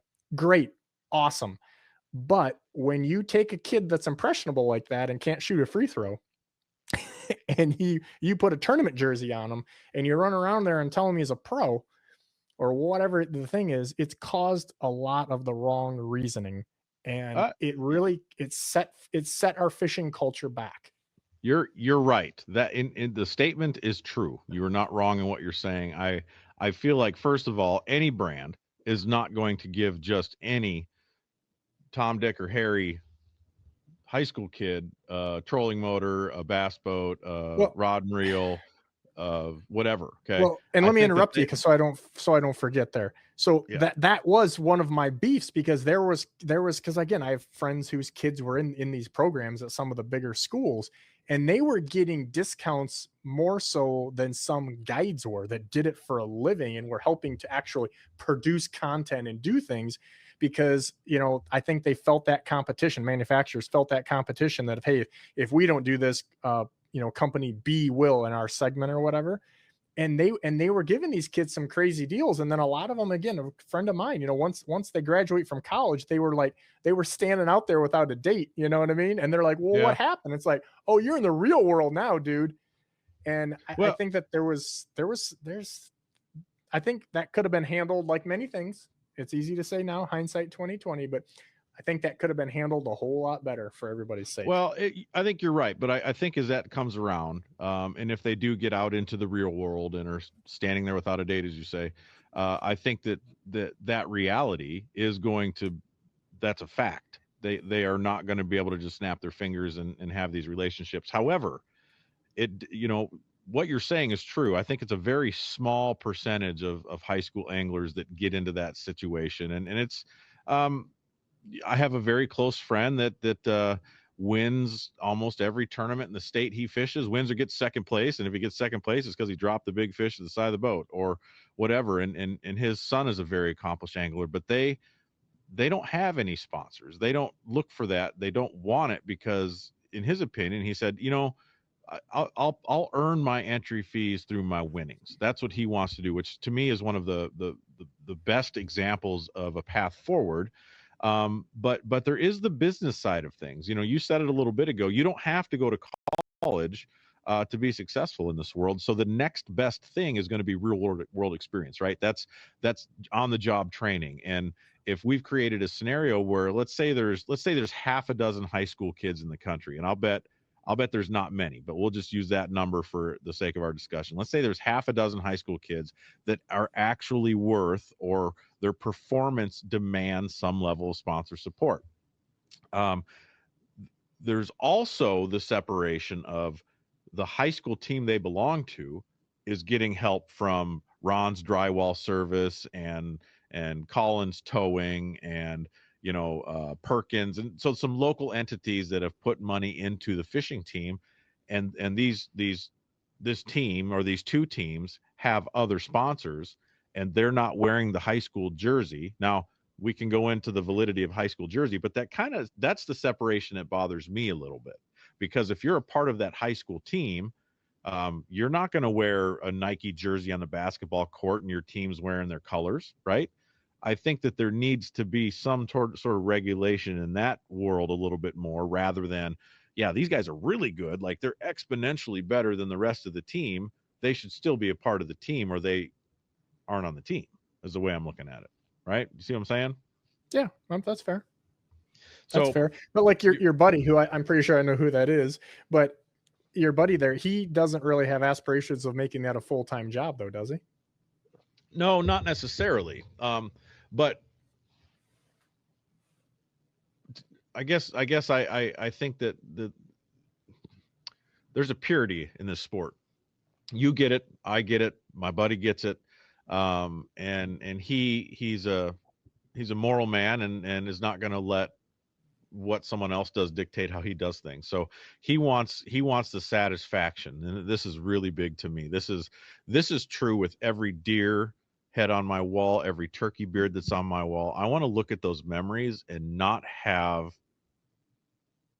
don't want to have any kind of regret with it. You know what I'm saying? Like, I want to know that when I sit down and enjoy my man cave, that I'm like, man, this was a lot of fun. Well, I have no regrets about what's in here. And I think it's the same for him. He doesn't want to be owned by somebody to go out and fish. And he's not making it a job, but yeah. And I think that, that's smart, because if you jump in at the first girl that says yes type of thing, you know what I mean? You don't end up usually in a good situation. And I think that, like, I'm not going to name brands here, but there are certain companies I work with, and you can't anymore, not because these conglomerates, that they have, a trolling motor company and a motor company, and this company owns fishing line, and they got this. So all of a sudden, when you're with one, they come to you, Thomas, they just do. And they go, you can't be with brand A if you're not with our brand B and C. And you're like, ooh, B and C are not the same caliber, or that doesn't apply to me, or whatever the case. And I can tell you that, again, so I'm not saying names, I'm not a hider or a fence post sitter, but that I now with those companies can go, can't do that, sorry guys. And they go, okay, thanks. Where your son doesn't have that option coming in. Right. Or maybe this guy does now, because he rode through that period where they're like, we really need Ross or little Tommy, or we'll just say your Minnesota buddy. Once you get to that point, that you can say no.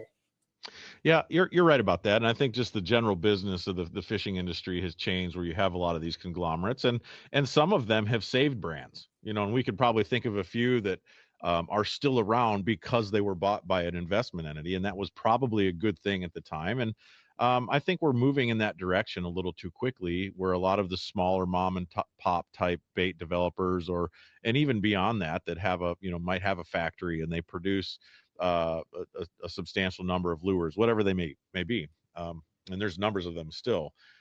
There has to be room for the independent individual innovation. And the only way that innovation occurs is if that person who's running that company is passionate about the outdoors.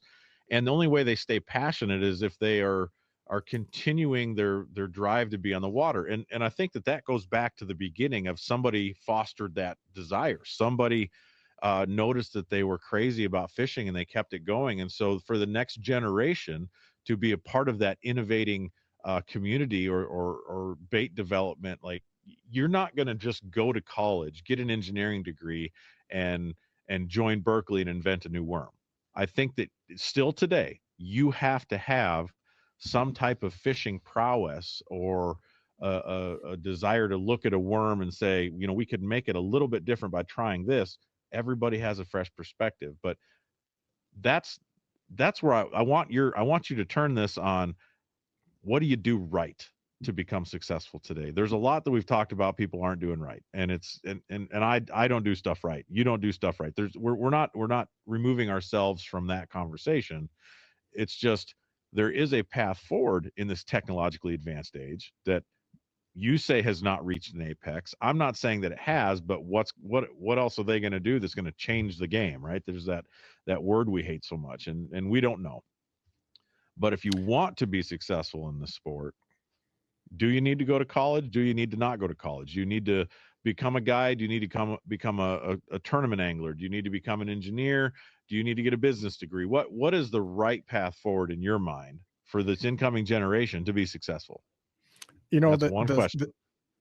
it is, and I'm glad. I think that we're back on track with some good stuff here. But I think that answer. Let me tell you why that answer doesn't have an individual thing. I'm going to tell you what I did, but at the same point, do you remember ask hole? You ever hear that ask hole?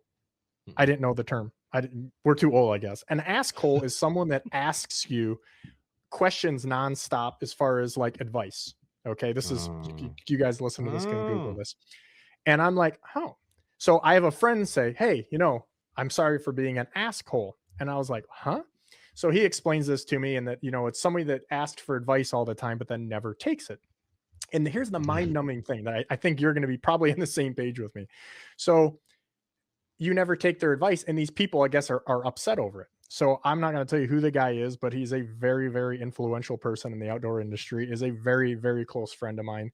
And I ask him, we have a lot of conversations, and we sit down together. And I said to him after hearing this, I said, hey man, you probably think I'm an asshole. And he goes, yeah, my kids were telling me about that. He goes, nah. And I go, what do you mean? I said, I've talked to you for like 15 years. We've talked about some very intimate, particular things, of even business things that, we're just can't go anywhere. And I go, I've never taken your advice ever, not one time. And this is a super successful top shelf guy. And now you'll realize what I know about him by why I say this. I think if you're somewhat intelligent.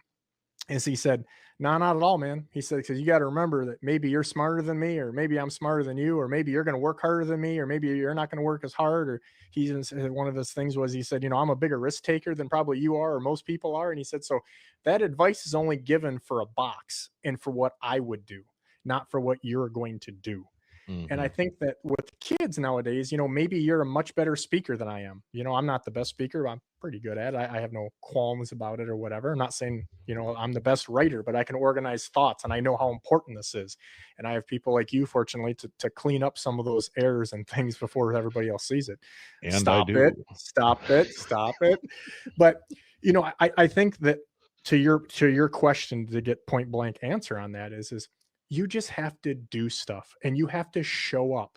I've got a really good friend of mine. His kid was like, oh my God, man, you got all these, you've been in my shop. Oh my God, you got all these tools, and you got, oh my God, you got 20 boxes of stainless steel hardware. I don't expect a 20-year-old kid to have thousands of dollars worth of stainless steel hardware sitting there. But then he said to me, like, well, how do you know how to do all of this? And I said, well, I've got a friend who's an amazing fisherman, owns a business, makes a lot of money, but he's just crazy smart. And he said to me, you're going to be holding the flashlight like my little, you can imagine what. And I'm like, and I did it a lot. But now I learned a lot of things from him, and I can do it myself, and I just have to go do it. So here I say this to my buddy's kid, and here we are years later. He still hasn't shown up for one of my boat riggings that we do every single year. You weren't there for the project boat. That one, I'd have let somebody else drill on that sucker a little bit. Me and you have had this conversation. You've asked me a pile of things about boat rigging, because now you've overtaken that. You've gotten way more tools. You have a hydraulic crimper now, Thomas. Like, all that these sounds things cool, but it's not real expensive. No, but it's a tool that a lot of people don't have. And when you're doing some of this rigging for 50, 60 bucks, you better have one. But the point of that is getting back on the target is you have to make an effort. You've got to show up. I had a professor in college that was his thing. He said, rule number one is you got to show up. And he was a little more blunt with it than that. But, and that really is the case. I think that the effort, like the Palahniuk thing of, don't have a plan B, you have to just have some grit, some matzah, because if you don't, you're going to get run through. There are a lot of people that are fishing for a living, and they are not going to give that up easily, because you got to take somebody's spot. It's just like a football team. You know how you get it to be a running back of a football team? Some other guy either gets hurt or you're better than him. And, that's right. And that's no different with fishing, with all these sponsorships and working with these things. It's I think people don't look at it like that because they don't look at what I do as a job. A majority of people don't. That's true. Fair. That's true. I've same situation, but you made a point here that's very important. I want you to dig deeper on here for a second. Is we do work in an industry where you don't see new companies popping up very often. It's very dominated by what's established. And if one of those companies disappears or gets bought up by a conglomerate, it might open up an opportunity for something new. But we really have a very limited amount, and I'm talking limited endemic dollars, whether you're a media company like In-Fisherman and Outdoor Sportsman's Group, or whether you're Captain Ross Robertson and looking for a partner for a particular walleye centric lure, whatever the case may be, there's only so much money available in the endemic space of fishing. And so there are a limited number of seats. You're not able to just pop up and say, I want a job in the fishing industry. Okay, well, you can go that route, but you have to find an element of niche value, right? There's something you have to focus on, and you got to find in every, I think every corner of what we do, there are areas that can be improved. There are areas that can be innovated. There are areas that anybody can do better. I can do better. You can do better. Every brand out there can do better. They have to find the people that want to carry that, we'll use the term brand, to the next level. And I don't think that you can do that adequately if you don't have first a love for fishing, or in the hunting space, a love for hunting. You have to have that initial desire to be on the water, because you and I both know there's a lot of people driving ships, taking the helms of these organizations that do not have a passion for the outdoors first. And I think that will eventually, they'll either get the right person in there, or I just don't see how, if you don't love it, how you can do it. Like, I don't understand that. It's not money in, money out. This business is different. Well, So I think when your cousin feels that fishing is a hobby and you can't have a job doing it, that's fine. The problem is there's a lot of people that are participating in it that don't understand that. And what I mean by that is, like, I tell people all the time, and they're like, well, is that really a job? And I go, well, the fishing industry is golf a job? And they're like, well, yeah, golf's a job. I go, okay, well, fishing industry is 7 times bigger than golf. So what does that mean now?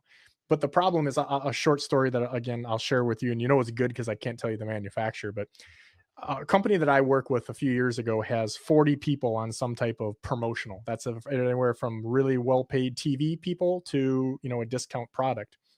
And I get an email, and I guess backing up, they asked for a very simple media project from us, very simple. And, again, I have in-house people that work, with me, for me, that provide things, help me do my podcast and such like that. So some of these things are easier for me than maybe it would be, somebody else. But this was a simple deal I did it myself for 5 minutes. And I get an email from the manufacturer, and it's like not good. Like, oh boy. So then I get a call from the actual owner while I'm in the boat. Now, Thomas, do you think that he's calling to tell me how nice I've been and how things are amazing, right? Like, he knows I'm probably fishing. Right. And the long and the short of it is, he said, how long did that project take you to do? So immediately I'm going in defense mode, thinking that, I didn't do enough, because I listened to what they said, the resolution and the length and this and that, no different than what stuff I do for In-Fisherman and yourself. And I knew what the assignment was, and I felt that I did it, but I was being defensive because I knew that this was not going to end well, most likely. Well, fast forwarding the story, 38 out of the 40 people did not respond to the email for said 5-minute project. Oof. Oh, yeah. And some of these people were getting paid pretty hefty. Now, fortunately, it worked out in my favor, because the manufacturer, we ended up becoming closer. He knew, and I won't get into the details of that. But there was people that were getting, like, one of them was a muskie guide that and, he couldn't even invoice them for what, and they were paying him too much, because I was told what that was. But it was like, how in the heck do these people are there? Like, they're not climbing, they're there, and they can't even do simple stuff, because now they are treating, if you listen to one thing that we've talked about and you want to get in the fishing business, don't get there or try to get there and also treat it like a hobby, because if you do, you will be there for minutes, and you may think that you're still hanging on, but you've already killed your career before you just like a regular office job. People will do things and they're still employed, but they've killed their ability to climb forever at that company. Yeah, it takes effort. It's amazed me the opportunity that I've had to work with some very high performance people in my own space. You know, Doug Stange, for example, he's 75 years old and still jumps in and out of the boat. He's on the water, you know, 2, 3, 4 days a week, depending on the magazine production cycle and the TV show shooting cycle. So he's a machine. And I think that can only occur at that point in his life because he's passionate about fishing. There's an element of being successful, and there's an element of paying your bills, but really, what I want the incoming generations to take from this, and first of all, we're critical people.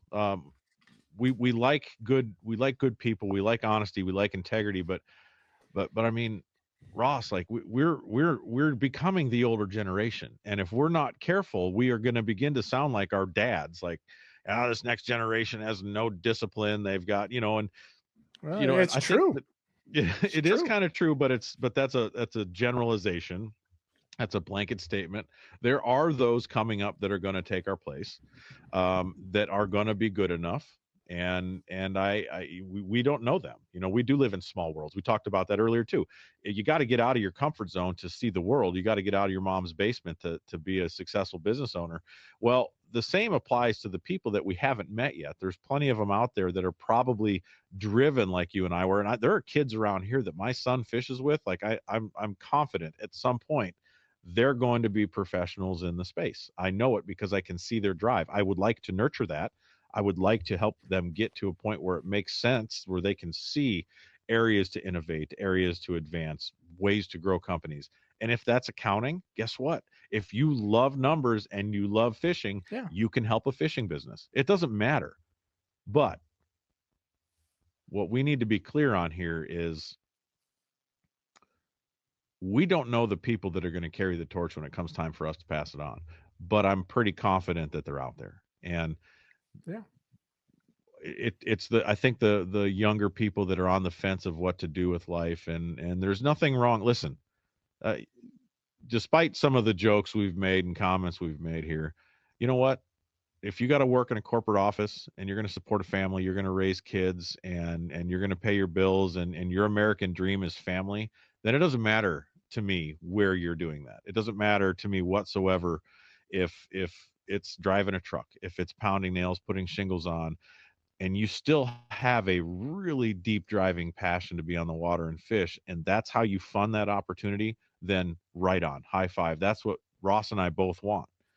But really, it comes down to, if you're going to work in the space, it requires a lot of sacrifice, and it requires I'm the older I'm getting, Ross, I definitely could use a dose of humility from time to time, and I get it. It's almost like I ask for it, and I get it in unconventional ways. And just yesterday, I'm going to tell you a real quick story about being humbled. We need to shoot a tremendous amount of ice fishing photos this winter, to kind of, I guess, refill the satchel, if you will, for upcoming ice guides and social content, etc. So Tommy and I went out ice fishing yesterday, and I didn't have to do anything. I didn't have to drive. I didn't have to drill holes. I didn't have to set up the house. I just kind of sat there, and I did. While he did all that work, I sat back and went, my boy's becoming a man, and he's doing this, and he's working hard. But we are undeniably, bro, at that point in our lives where we're the existing generation for the new young generation coming in. And while we may be critical of them, it would really be stupid of us to deny that they're not being critical of us. So how do we represent a generation that they strive to be like? I think that there's a lot of things that are subjective, and I think, just like you said, our grandpa to our dads or us, you look at that and you go, okay, Ross is being grumpy, or he's being too grizzled, or whatever. I think the thing that cannot be replaced with that's fair. The thing that cannot be, I don't think it'll be subjective. I think we'll look back in history and it'll be called the generation of this, is I think we've gotten soft, and I think that we've gotten entitled, and I think that we don't have the work ethic. This is not a fishing conversation. This is a life thing. And the people that, not that everybody has, the people like my friends whose kids have not gotten that way are really climbing the ladder quickly. Yes. Like there are people that are, again, we're going to bring it back to fishing because that's what I do. This is what this is about. there are people that have had opportunities in the fishing industry that I know that are in their 20s that it would have taken me a decade to get there, and they're there in 12 months, 24 months. Mhm. Because of just, it's like a football team. Maybe you're not the best running back, but you're the best one we've got now. And so if nobody else wants to step up to the plate, here we go. And again, for me, getting back to the question you asked me, because me and you, we digress, as they say a lot. Yeah. I, Or I, what I what did Trump say? Weave. He likes to Yeah, weave, get I'm a into different weaver. stories. Yeah, I listened to that Rogan podcast, and I was like, yeah, That I'm a was good. weaver. I'm a weaver, but I'm going to bring it back here a little bit, and because I get people, and they literally, Thomas, we're getting ready to go into show season here. I'm speaking this weekend, and I will have people come up with a notepad, and they're standing there, and I'm like, I'm humbled by that, but at the same point, they don't get it because I think when I tell you what I'm about to tell you, they think that I'm not being forthcoming with them. But what it is it's I'm trying to be more authentic than anyone would be. There's a lot of people in my situation that are not authentic, and it really pisses me off. There's a lot of real shady guys that do what I do. There's probably in general, but just in fishing, it seems to be that, because again, they're trying to hold on to things. Sidebar. But when people ask, well, what do I need to do to get where you're at? It's going to be different for those things I told you about with my buddy, or the fact that in 20 years, magazines, In-Fisherman magazine was absolutely, for not only Reef Runner Lures or Rapala or whoever, or Ross Robertson, was absolutely huge asset to me early in my career. Mhm. Does it? I love In-Fisherman. I work a bunch with you guys. Make sure you check out our stuff on infisherman.com that I write, and also on their YouTube page. But Mhm. that is not as critical as it used to be. And that's not a dig, but because there's so many more outlets out there, Yeah. and there are so many different things. So for me, to answer your point, I think that I didn't take a shortcut, and that was huge. And that doesn't change, because the shortcuts, the thing with shortcuts is they never lead you where you need to go. The Right. long way is the only way. But Mhm. a little philosophical second there. But so tournaments for me, I think that the thing, again, people doing shortcuts, I had to earn my grit in tournaments. Now, the people that I fished against, the people that are around here today, don't even remember my tournament days because they were that long ago. But then doing some of that and having that success, then I started writing for the magazines. I had things written about me, FLW and In-Fisherman, Walleye Insider, and those things. And then all of a sudden, again, I think that's the difference. I really embraced these people, unlike now, where I think a lot of the younger generation are, Ross and Thomas are in their way, is how they look at it. I didn't look at that like that at all. Al Linder came to me and he said, "Hey, you got one of them web deals there?"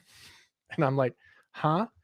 I'm in my dorm room my freshman year at college, and we put a website together that was actually my website for about 5 years. And he goes, "You need one of them web deals.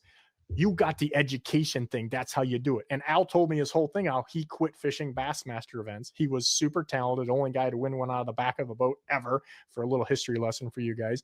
But he realized, like, hey, what way am I going to go with this? And him talking with Roland Martin and Bill Dance and these guys, and said, hey, that ain't the long haul deal, man. It just isn't. So then Al started In-Fisherman and provided the platform we're sitting here with today. And so I listened to that, and I started running educational guide trips. And while someone may be able to argue this, I doubt that they really can with validity. I offered the first educational 2-person guide trips on Lake Erie, if not some of the Great Lakes, 25 years ago or whatever it was. And at that time, people even had to say, well, what does that mean? And I literally had to tell him, I was working with Bruce Sampson, Dr. Sonar, as he started his kind of stuff about that time. We learned, like, people, they may think that they can out jig fish me, and maybe they can, or they can out crankbait troll me or whatever. Maybe they can. But the one thing we could agree is that they didn't know their electronics. And so we did a lot of on water electronics, because it's very difficult to do that on shore, not seeing these things in real time. And so that was for me a niche. Bruce Sampson, made 20-year career, and he's a medical doctor. It was like he didn't need this Mhm. for money. And Yeah. so, you look at it, what is happening. Like right now, it probably for a young kid would be forward facing sonar, right? Like, what are the things that you can do? And, but you always have to have something that's going to help fund that. And for me, it was running guide trips and selling boats. And I would still tell you to this day, these kids, go find a boat dealer that you can, get a relationship with, and help them sell boats. If you sell a bunch of boats for them, I promise they will keep you around. And in the wintertime, yeah, I love ice fishing, but in the wintertime, you can probably have better things to do with your time if you're trying to make a business out of this, and go work these events. And, Yeah. that's when you can make some money for them. And then all of a sudden, guess what? When you make money for them, they can help make it for you. And so that was just, that was kind of a really short synopsis of what happened there. And that those things are going to be different as a 20-year-old kid looks at me today or you. But you got to find what can be, here's the key part of that. Find what you can do to make yourself useful for a person or a company in the fishing business that you're going to work aside. The problem is nowadays I get these guys that are like, I want to run a guide trip. I want to run guide trips with you. I'm like, okay, well then, cause I want to be a guide. I'm like, so your business plan is to come work for me, steal my clients, because you have no other way of obtaining clients or getting clients. I mean, they flow. Yeah, I'll just take those. You don't need those people. I mean, that's the philosophy of a lot of these, it's not even, I can't even say younger generation. It's even older people. You have to be protective of what's considered your proprietary property. I mean, that's totally fair. But you're at a point in your career because people helped you. We're getting to that point where we may become the resources that the incoming generation also wants to learn from, and we need to be. I would like to be in 100%. someone's story down the road, and so I certainly feel like we're at that point. It doesn't happen at a particular spot in history. It's kind of a progressive change where the original innovators, Jerry McInnes has passed, and Ray Scott and Ron Linder, and there's a bunch of other names of folks I'm forgetting that were the OG of this business that have passed on, and our generation is beginning to take the helm of some of these companies, and a lot of this has been to the better. There's guys that I've worked with. I could give you 10 names that I would jump in a foxhole with tomorrow, knowing we'd be a band of brothers, if you will, that work hard and have paved the way and have worked in different corners of the industry that have a tremendous amount of experience. And every one of those dudes, they're humble, and they continually do what you did to start out with. There's people I have to name that helped me get here. And I think that if we're going to do that, then we need to be willing to be that for the next generation. It's not that I'm going to just wave a flag in the air and say, hey, come talk to me, I'll tell you how to do it, because that's I think you have to be willing to trust somebody, right? You got to be willing to see the potential in a younger person. And you're right, the generations are different. I don't I don't want to sound like my dad, but I don't disagree with you that generally as a culture, we're not as hard-nosed as we used to be. And I don't think that's 100% fact for everybody. You would agree with that. That's generally true, but not completely true. I have made a sincere effort to pay it forward in the last couple of years. That's what I'm getting at. Yep. And I've made a sincere effort to initiate assistance, if you want to call it that, in the most delicate Ross way that I can, of, hey man, thinking about this or that. And I just look at it as, and I think therein lies the problem in my mind. Again, maybe that's subjective, but I can remember I was fishing with Bruce Sampson, and I remember this day we were at his motorhome in Saginaw Bay. It was almost 30 years ago now. It's hard to believe. And he looked at me and he said, "You'll be doing this one day. You know that, right?" And again, at that point I wanted to, but I didn't know that was, and I still didn't think that was, I don't want to say attainable, but you can use some fancy words in there to describe that. But I knew I wanted it. I didn't know if it was possible to come to fruition. How about that? Yeah. And Bruce said, a lot of people are around here and they're waiting for me to tell them, in so many words. I'm going to layman's terms here. And he goes, "You're aggressive and you're asking me, and your perspective of things, and the fact that I was honorable to him to not try to just bang him for things, if you know what I mean. But yet, like, hey, okay, when is this respectable to say this or ask this or help?" And a lot of it, it started with, I just helped him because he was not a good troller. It's a joke to this day. You had to earn his trust. Yeah, and what we did, and he was a guy that it took a lot. But me and him did a trolling video together because, that was not his forte. He was the bobber doctor and the electronics guy, and he realized we need to branch out. And so we did that, and I helped him. And it was not, it's some give and some take. And it took time to get that deal. And there was many other guys, like I said, the Roach and all those guys, the Foffriches. But I think nowadays the people are just what can you do for me? They're not willing to put the time in. And I would say if you're a young person, or maybe even a middle-aged person, maybe a retired guy even, that says, hey, I'm taking early retirement from a job. I've got a friend now it's kind of in that situation. Take the initiative. You know what I mean? Like I still have to do that to this day, and even with the manufacturers and stuff that I work with, because when you don't, you're probably going to be waiting. There's an old analogy about wishing in one hand and something in the other, and seeing which one That's fills right. up first. That's So right. I think that's the thing, and I say that just to try to soften, because I see where you're saying and how this could be taken by people, where it's not just grizzled old people. It's make that but what have you done to make that effort? Well, and don't be And afraid to pick up a broom.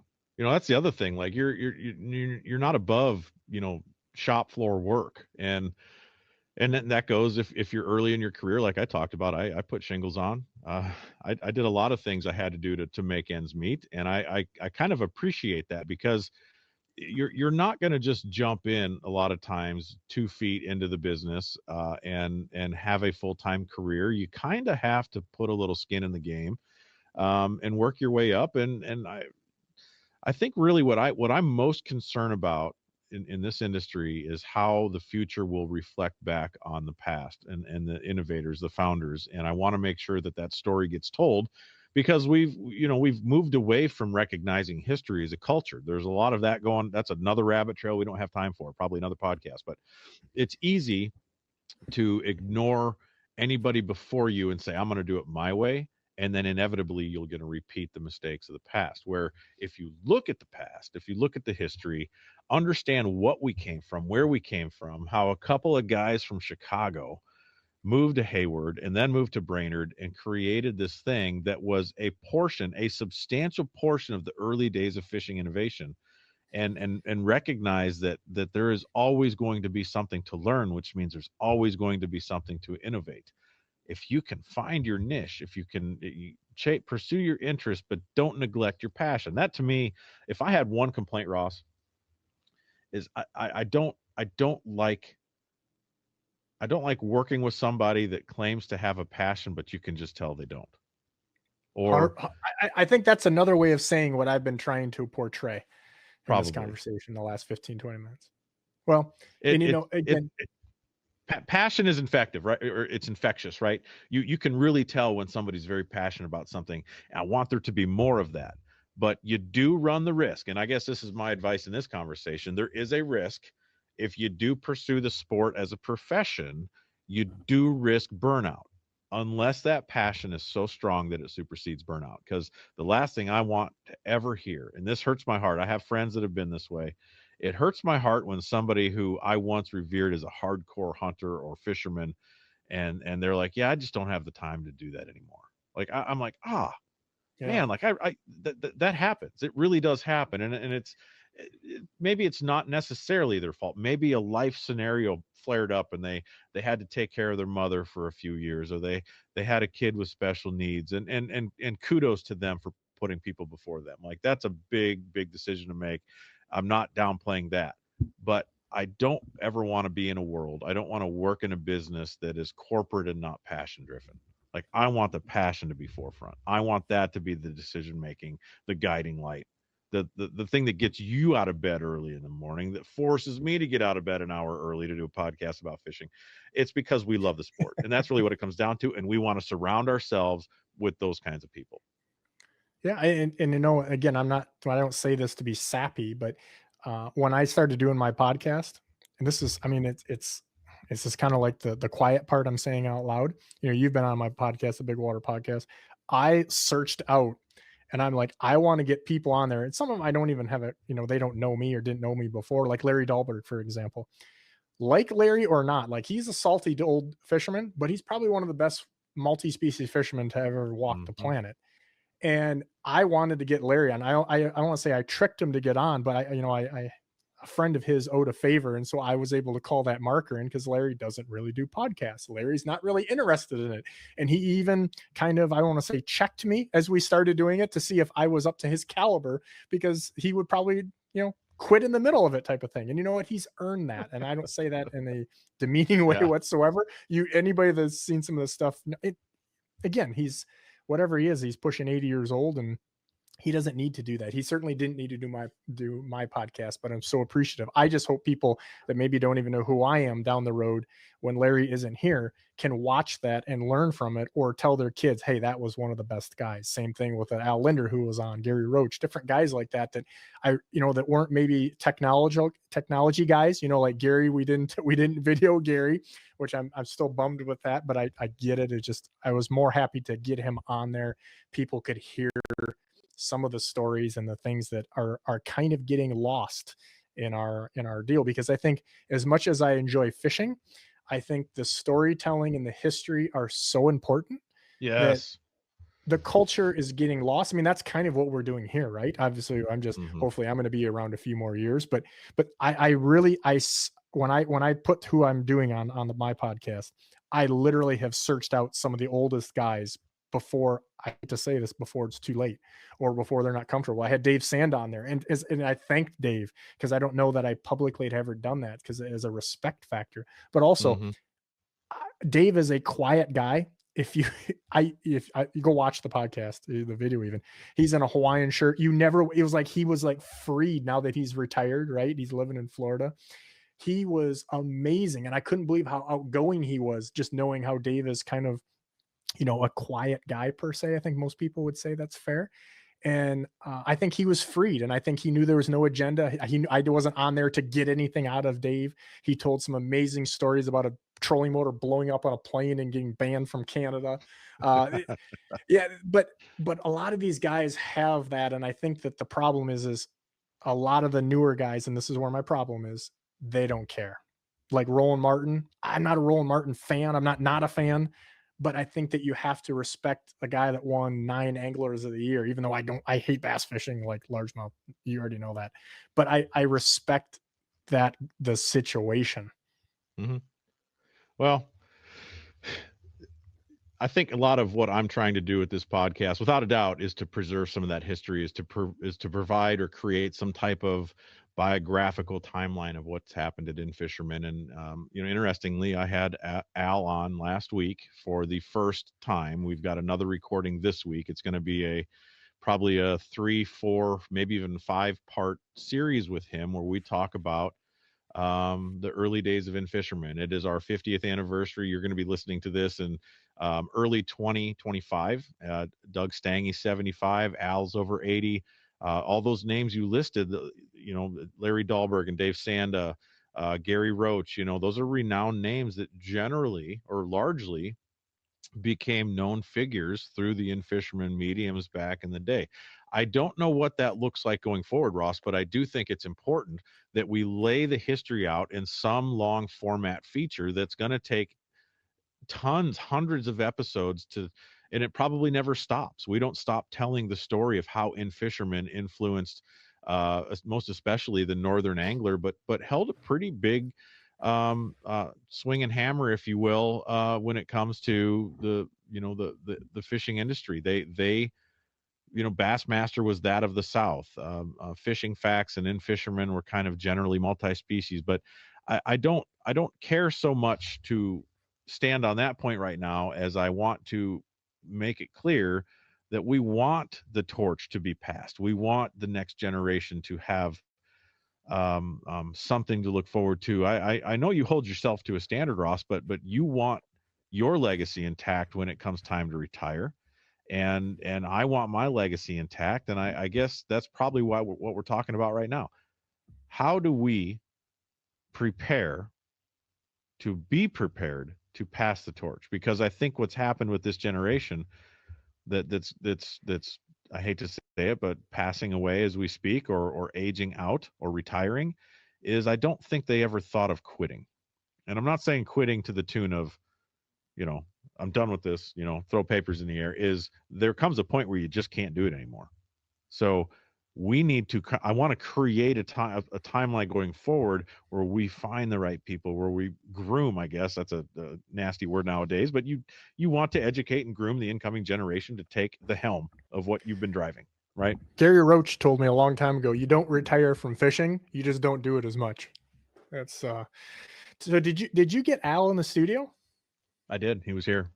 And Yeah, that episode is probably going to run before this one, just because of the timeline that things are set up. So you'll have a chance to go back and see that. But this episode is kind of our front porch edition, if you will. We've got different buckets. We've got different styles of or topics of discussion, if you will. But I have a plan, and I've outlined it. I'm going to say it again. I don't mind committing to it because it's not complete, but I'm going to go through as many of the OG, the old guard of in-fishermen, and get their stories. And I would love to have Larry Dahlberg here. It might be a far cry from reality, but I want to have his story.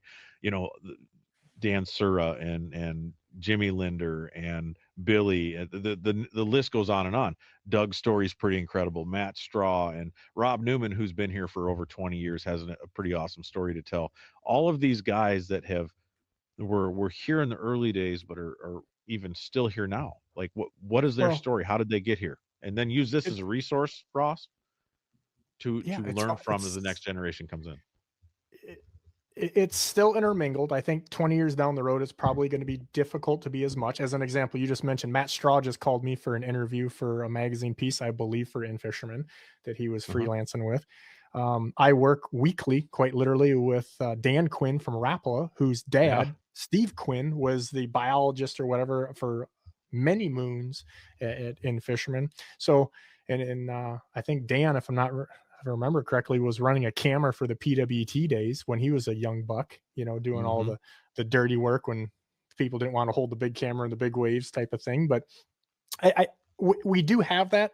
I think that the thing that people that have listened this long, another little nugget of things is if you're willing to put in the time and do the work, I'll say it again, there are absolutely opportunities, and it can seem overwhelming, but there are probably more opportunities than even when I did it. There's a clearer path, I believe, even than when I did it, even though I think I agree on with that. surface value, I think it looks like that's not the case. But I think if you're looking for an instant win, an instant fix, an instant gratification, or in the cover of In-Fisherman, or being within the pages of In-Fisherman, I think you're not being realistic to yourself or to the situation, and probably not going to, because you don't have the right mentality. Instead, don't worry about the clout or what pages you're on. Just keep hanging around. Just keep, this is like a football team. Just keep, as long as you're still on the sidelines, you got a chance, and keep getting better and better. I see a lot of people nowadays that when they do get an opportunity, they haven't done the work, so that, like a football team, I use the reference, they got first team reps, but they weren't ready. And now they're way back down the line or cut. And, the manufacturers, I do feel like of anyone I can speak to this, because I've done this for 20 some years and worked with dozens of manufacturers and do daily, is there are a lot of things that are going to be able to make you successful with them. And as an example, what I do for company B, another 10 anglers that are seemingly the same as me, all have different objectives that they can help them with. Meaning, I work a lot with product and development because that's the way my brain works. I live on Erie, where we beat the tar out of stuff. And so somebody on an inland lake isn't going to be able to, I do a lot of, I probably shouldn't say this, but I do a lot of the testing with Minn Kota for products that they see. I'm one of their top guys for testing things before they come out, because they know that I'm going to put a beating and a lot of hours on that. And so you find your niche, and it doesn't have to be what mine is. It doesn't have to be what some other guys is just be true to the situation, be true to understanding. Like if you weigh, 80 pounds and you're 5'2", you're probably not going to play in the NBA. Not saying it's not possible, but you probably need to think about pickleball or something else. So, and it's the same thing with fishing. And ultimately, just like when you fish with me, I get it a lot of times when I have the Thomas Allens of whatever company in my boat, and they look at me and they're like, dude, you can catch them. And I'm like, okay. And they're like, no, you don't understand. There's so many people now that we go and they can't catch them. Like there's like we call it negatively the YouTube philosophy of like, well, you can take 3 weeks to shoot a video and put it on YouTube. Nobody knows the difference. And I'm not telling you that I'm the best angler in the world, but when under stress and push comes to shove, yes, I live in an amazing place to do it. I can make it happen pretty quick. I don't need that outside deal. You know what we need, Ross? I need you to come to Minnesota in about August, mid to late July to August, and We need The to go worst flip some possible big, bite and show you. we need to go flip some big jigs from some big heads together and get you Oh, broken in proper on the largemouth oh. fishing. Well, so let me just tell you, you guys that are tuning out, maybe especially if you live south of the Mason-Dixon line, I just never got into the greenhead thing. I paid for some of my living expenses by fishing some bass tournaments with friends, and mainly due to their sake that we paid for pizza and beer there. But it just the largemouth thing, how you do it and everything is just not my jam. Now, with that said, if I win the lottery or I don't have to do, my kind of daily grind, I love smallmouth. Love them. One of my best buddies caught that 10 something and actually was fishing with him this fall, and I got a 7.6. Like, Ugh. I wish They're I had more special. time. I wish I had more time for that. I'm trying to make more time for that. Fun fact, when I had a TV show for like 10, 11 years, and we shot a lot of smallmouth shows. And the reason I did it was because I knew that if we booked that we had to go do it. And so Right. I made the time, even though there was a phenomenal walleye bite going on. We're like, nope. We're gonna spread this out. And because obviously people like to see that. I think you'd like it more than you think. Oh, dude, It's what so again, you got to get out of your mom's basement, bro. You got to broaden your horizons a little bit. I know you've caught them, but anyway, I'm just teasing. But so we have crested that elusive 2-hour mark, and if you've held with us this long, thank you. Ross and I could probably make this 4 hours without taking a breath. I mean, we've solved the world's problems together, and I definitely and I think we save a little for another interview, Ross. So I think we have. I want to make sure that there's going to come a time, probably in the February, March timeframe, where I want to start getting stories from people like you and really dig into, we talked about it a little bit in this podcast, but as we're telling the in-fisherman story, how broad a net they cast, pun intended, and the far reaches. So we're going to get some of those early stories. That'll probably be our next interview. But for now, let's assume we've solved the world's problems. Let's assume we've given some good advice. We've thrown adequate insults. We could probably do better, but we'd have to do a lot of bleeping if we were to. You can save that for my podcast. Well, we can do it there. But truth be told, Ross is absolutely, if he is not he is among the elite walleye anglers on Lake Erie, and that's big water fishing. Ross, where can they, if they want to book a trip with you, if they want to learn to catch walleyes with the man himself, where's that information at? Well, nowadays in the social media world, we are Big Water Fishing is on YouTube. I'm even on TikTok now, which is crazy to me. But YouTube, we do a lot on YouTube. We do multiple uploads per week there. Any of the download sites, Spotify and all that stuff, if you want to, find that. The podcast or other different things there. We've got Instagram, Facebook, but Big Water Fishing, bigwaterfishing.com is in a lot of the links are on there. So if you Google me, my name or Big Water Fishing, I'm pretty sure we can get together. And if you can't find me then, you probably suck at fishing. There it is. He's actually, if you Google Ross Robertson, he owns the entire page of Google. So, I mean, it's pretty easy to find, but I have been in the boat with him. And it is a lot of fun to, catch walleyes with this guy. In fact, over the next couple weeks, I will be writing that story finally that we worked on together. 2 years ago, I think at this point. Yeah. No, we're a little different. If we have 5 days, we probably have 5 totally different situations going on where we have people that just want to catch the biggest fish of their life. I get a family that just wants to get away and just get a rod bent over. And then we get people that want to learn electronics. We take rods out of the boat. And then we get corporations that, want to have water balloon fights and catch some fish. And we got 4 or 5 boats all working together. 100%. So, we're kind of a little bit of a chameleon to accommodate your Lake Erie adventures. Well, it's always an adventure, Ross. This has been an adventure, to say the least. So if you've hung on with us, we thank you for being here. There will be more of these coming up. On behalf of Ross Robertson, I'm Thomas Allen. This has been In-Fisherman Storyline, and we'll catch you here next time.